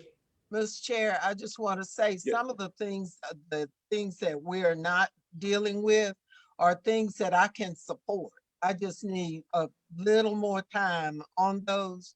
And I think we got that time. So I want to go ahead with that first tier of things, and then we go to the others later, which I probably will. Thank you. And I'm impressed with us being in the financial position to even be able to consider adding new positions or vacant positions. Yeah. I think we getting these existing positions full, I think, is an accomplishment within itself. Because, Mr. Chairman. Yes. I need all the positions. What are we doing? I mean, but I'm asking, Director of Procurement, I am putting the hardship on the finance department right now. We really need that position. I mean, what more information do you need right now that you say I can come back in a presentation and bring to you? What more information do you need right now? Because we need that position. So at this point, I want to say no to that position. So I don't even know. Y'all got a week to discuss it. Yes, sir. Commissioner Jones. You got two positions that are critical where you need it. One of them is procurement. We've had the legal counsel, county attorney's office tell us, and others, Christy Alucci, that it's not what it should be. It's not strictly a lawyer's position. We need a procurement office. You also need an assistant in the clerk's office, where at one point you had 5 people and you've been down to 3 for a long, long time. So I would second what Dr. Moffitt's saying, but also I think the assistant clerk's position is also critical. Thank you. Thank you. Really, everybody. Have a motion and second. I have a motion and a second. Further comments, questions, concerns? There being none, all in favor of the resolution as amended, please say aye. Aye. Any opposed? Resolution as amended passes. The 4 items, I'm sure will be. So I'm sorry, Mr. Chair, just make sure parliamentary procedure is followed. Any objection to it having that as a combined motion to amend, and then motion to approve the amended version? No objection? Okay. Thank you. Okay, appreciate that. Sure. And I'm fully expecting the new positions that were discussed to come back up in pre-commission. Yep. All right. Next item is a resolution to authorize the mayor to a memorandum of understanding with the Bibb County School District for $700 and up to $765,000 in funds for supporting distance learning, payable from COVID-19 CARES Act. So I butchered that. But this is a follow-up. About maybe a little more than a month ago, we passed 4 pieces of legislation as it concerns the upcoming CARES Act funding, one of which was to support distance learning. We've talked with the school board, and they've come up with a project that provides Wi-Fi hotspots, web cameras, and headsets for their students to, like I say, help with their equitable distribution of distance learning. We've left about $250,000 remaining for private schools But as to date, I don't think any of them have reached out for what they may want to do. But I think we approved $1 million in the school board MOUs for 765. As to date, and Ms. Moore can correct me, I don't think the state has provided the additional information for CARES Act round 2, but we still have the 16 million. This project, based upon the existing knowledge of CARES Act distance learning, I think Ms. Moore's on the qualification that it would qualify for reimbursement. But yeah, that's where we are. Questions, comments? If not, I'll make a motion for approval. I'll second that.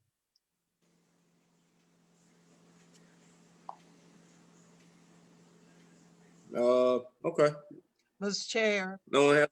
Mr. Yes. Chair, I would also like to say that this technology has benefited so many families that once the children left the school and went home, they did not have access to this same kind of work. So in a way, this pandemic, well, I guess if you could pull anything positive out of it, it's put more resources into the homes of some of our more fragile families. So I just want to compliment the school system and also you for your support of this, because it's really making a difference with a lot of families. And I also urge the school system to survey parents, because parents are getting tired and many are feeling inadequate, and these schedules are really posing a problem for many of the families that have 1, 2, 3, maybe 4 children that they're dealing with a work schedule. So I just want them to pay close attention to what's happening with the actual families. And many of these parents don't feel like they're adequately trained or that they have the knowledge to continue working, even though the teachers are there for resource. It's falling on the parents and with the testing and all of this other stuff. So I would just encourage regular evaluation of where parents are on this and their ability to continue working daily with their students. It's been trying on everyone, I believe. Yeah. Mr. Chairman. Commissioner Allen? Mr. Chairman, you said something about the private schools. I know we talked about that early on. How were they notified about this money that could be available to the private school system? I talked with Central Fellowship out on Hawkinsville Road about it, and they didn't know anything about it. How do we know that they've been notified?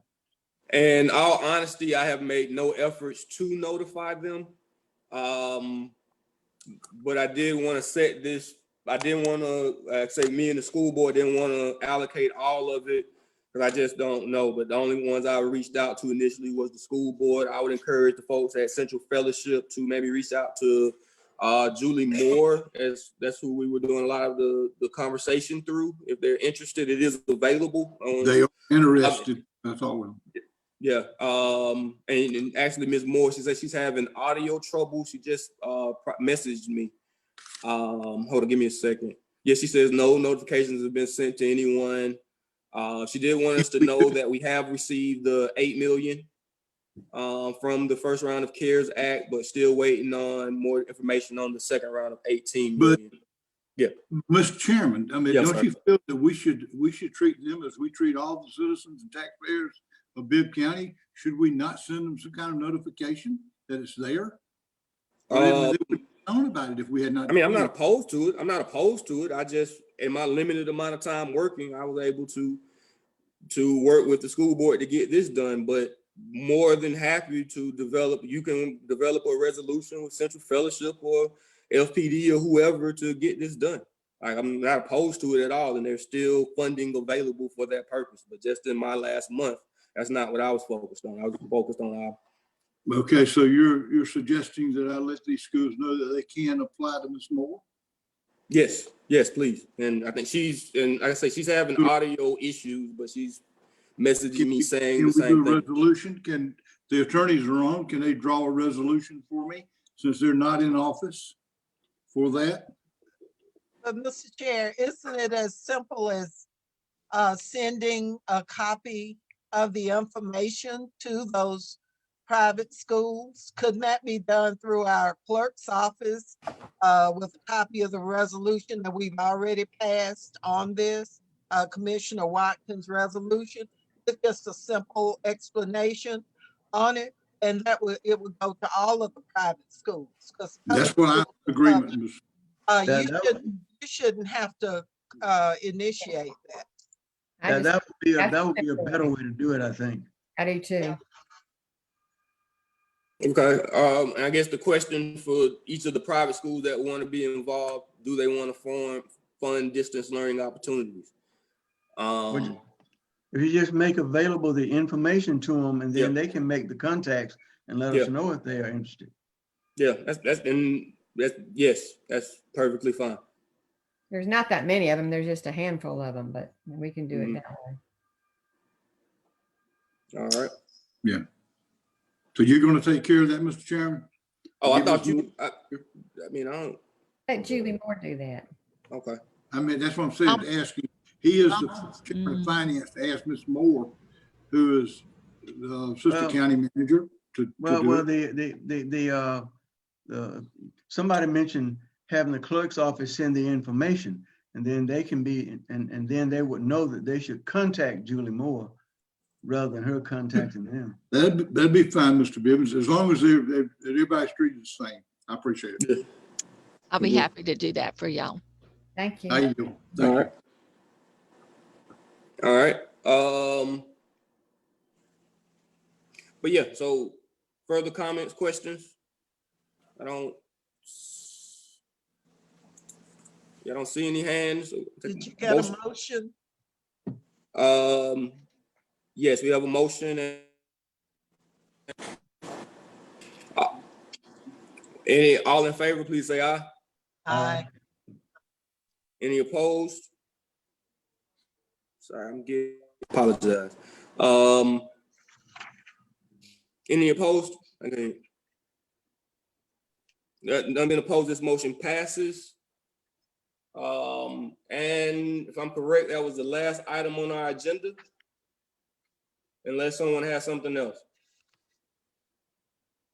If not, I'll turn this over to Mayor Rickard. Thank you, Chairman Watkins. Let me call to order the committee of the whole.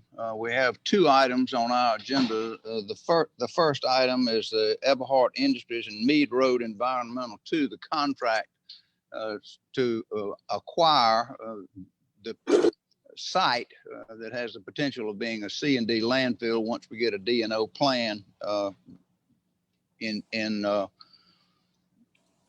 done, completed, issued. I think we have talked about this a lot of different times, but we've got the engineers on the phone and available for us. If you have questions for either, I believe Kent McCormick is on the phone, and I believe Carl Hofstadter as well. And also the owner of the property, Guy Eberhart, is available to answer questions. I would like to say one thing before I turn it over to questions or comments, and that is that the potential for having a C&D landfill, while it does have some risk, and I acknowledge that, Commissioner Watkins, how you operate it to be in compliance with EPD requirements. But we can do that either by outsourcing the management, and we've talked to a couple of different potential vendors in that regard to professionally operate this. But if you don't have a C&D landfill, if you opt not to have a C&D landfill, then you are faced with the transfer station option and having to pay the transportation cost of getting the debris when you tear down houses or this or that, or have new construction and the construction and demolition debris. You've got to pay the transportation cost plus the tipping fee at another remote location by an operating C&D landfill. So I think the pluses far outweigh the negatives, and I hope you'll give this favorable approval today. Any commissioner have a question or concern that they would like to have addressed? May I just add, I'm sorry, I didn't mean to interrupt. Yeah. Y'all can certainly discuss any item you want to discuss in committee, but okay. I think this was tabled. And so it's technically on the table, and unless the commission takes it off the table, it cannot be acted on. You can certainly have any discussions you want to have, even if it's on the table, but just from a procedural standpoint, I just wanted to make sure you remember that. On a motion to take it off the table for consideration.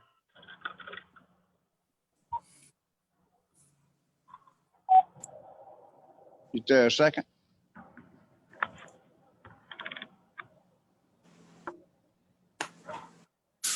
Motion to adjourn? Second. Commissioner Wynn, second. No, I didn't motion second. No, I did not. Oh, I think she sorry. said motion to adjourn. He said he had a motion to adjourn. That's what I'm seconding. Oh, well, we've got an executive session, and after this, that we need to have. Let's adjourn to that then. According to the county attorney, I need a second to the motion to untable it so that we can have discussion. The folks have been waiting patiently for 4 hours now so that we can discuss it and answer any questions that you might have. Mr. Mayor, you're trying to push somebody to second it. We're not seconding it. You've let us be silenced long enough. There's no second to that motion. Well, thank you, Commissioner Wynn. I appreciate that more than you know. If there is no second, then it remains on the table, and there's no discussion on a tabled item. But I think by not taking any action today, you're taking action. That's right. Without a second to the motion to untable, we'll move on and go into executive session then for purposes of discussing pending litigation, acquisition, disposition of property, and personnel. And for that, I hope that Chief Riggins is still on the phone. He would need to come into executive session along with our guest. But can I get a motion to go into executive session? Mr. Mayor, Yeah. Before Yes, we Commissioner do this, I asked last week two items. One was whether our employees, some of our department heads, have been sent an email saying that they were under evaluation for 90 days, which I thought was totally inappropriate.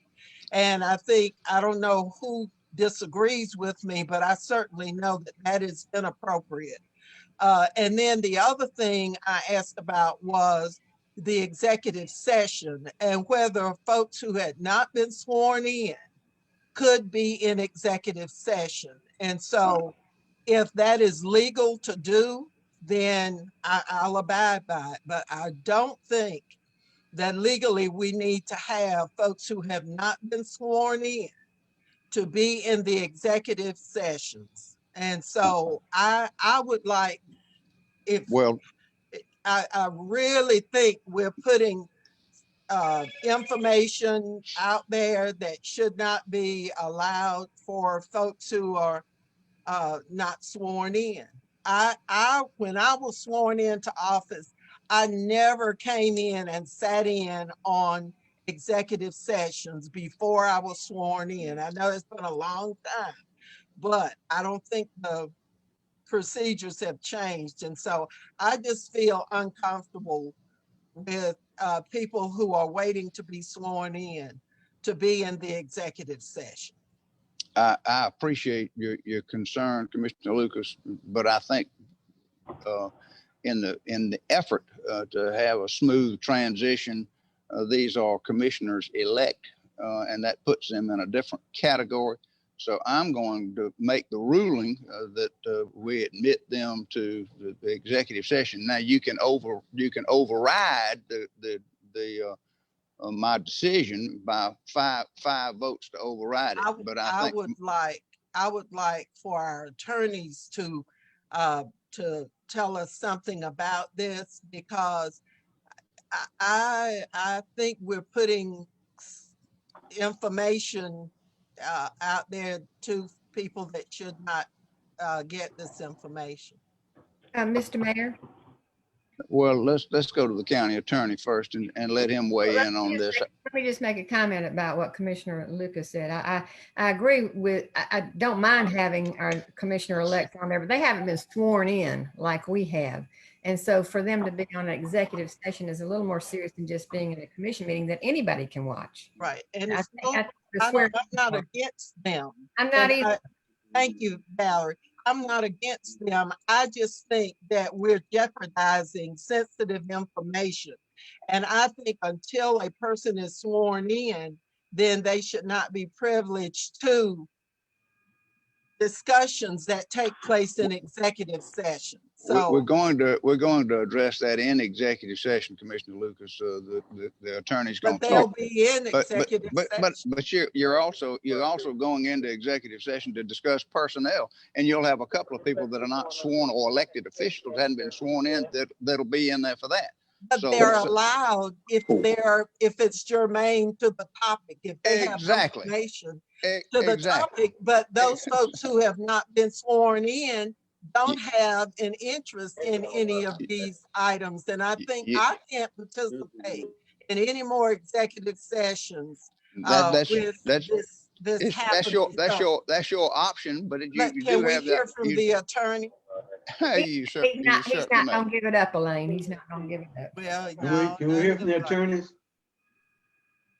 I'd like to hear from the attorneys too. Yeah, me too. We already have.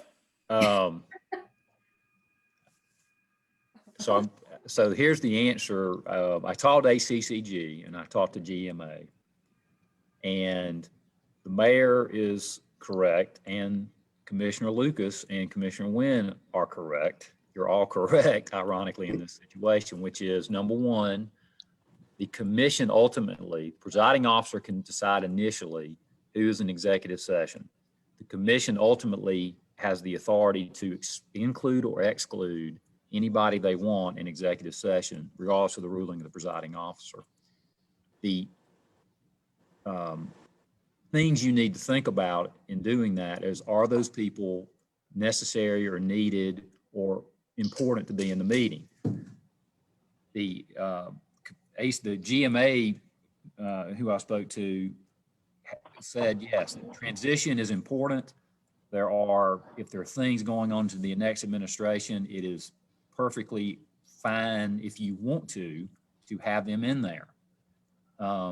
There are in executive session rules that would govern anybody hearing, even if you're not sworn in, anybody hearing the information, and they could be subject to certain penalties if they revealed it outside. I was going to talk about that later.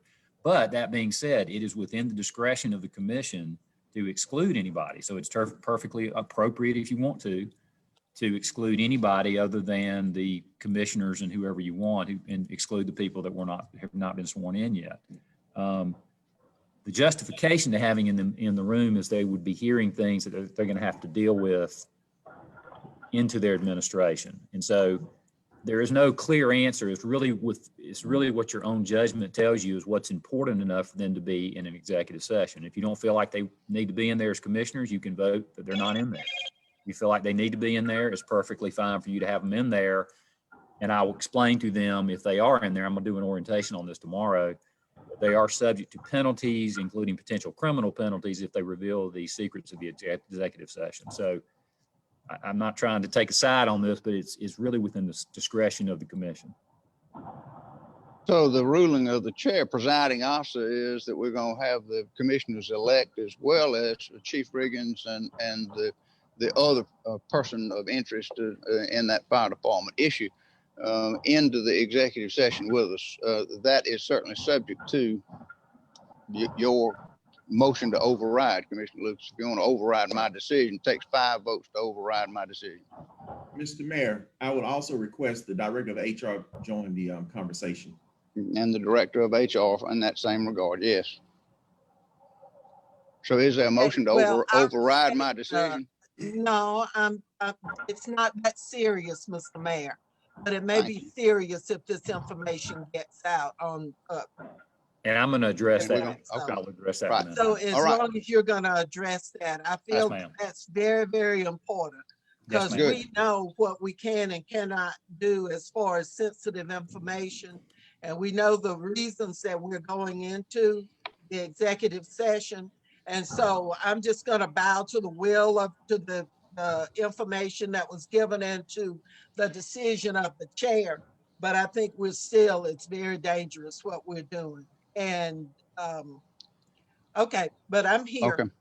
All right. So for anybody else that is on the call, I do not anticipate there being any action items when we come out of executive session. So I don't think it's necessary for you to wait in the waiting room until we come out of executive session, because I don't think there's going to be any action item taken when we come out of executive session. This is primarily for information and to bring the commissioners up. So the commissioners, commissioners elect, fire chief, the other party from the fire department, and Dr. Duhart will go into executive session. Everybody else is excused. You can wait in the waiting room if you so choose, but I don't anticipate any further action when we come out of executive session. All in favor of going? Can I get a motion to go into executive session?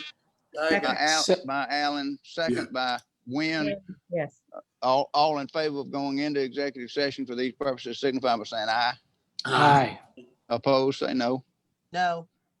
Got one no. Thank you, Commissioner Lucas. The ayes have it. We're No. in executive session. So Rachel, if you'll excuse everybody else, we'll go into executive session. Let us know when we're off the air, please.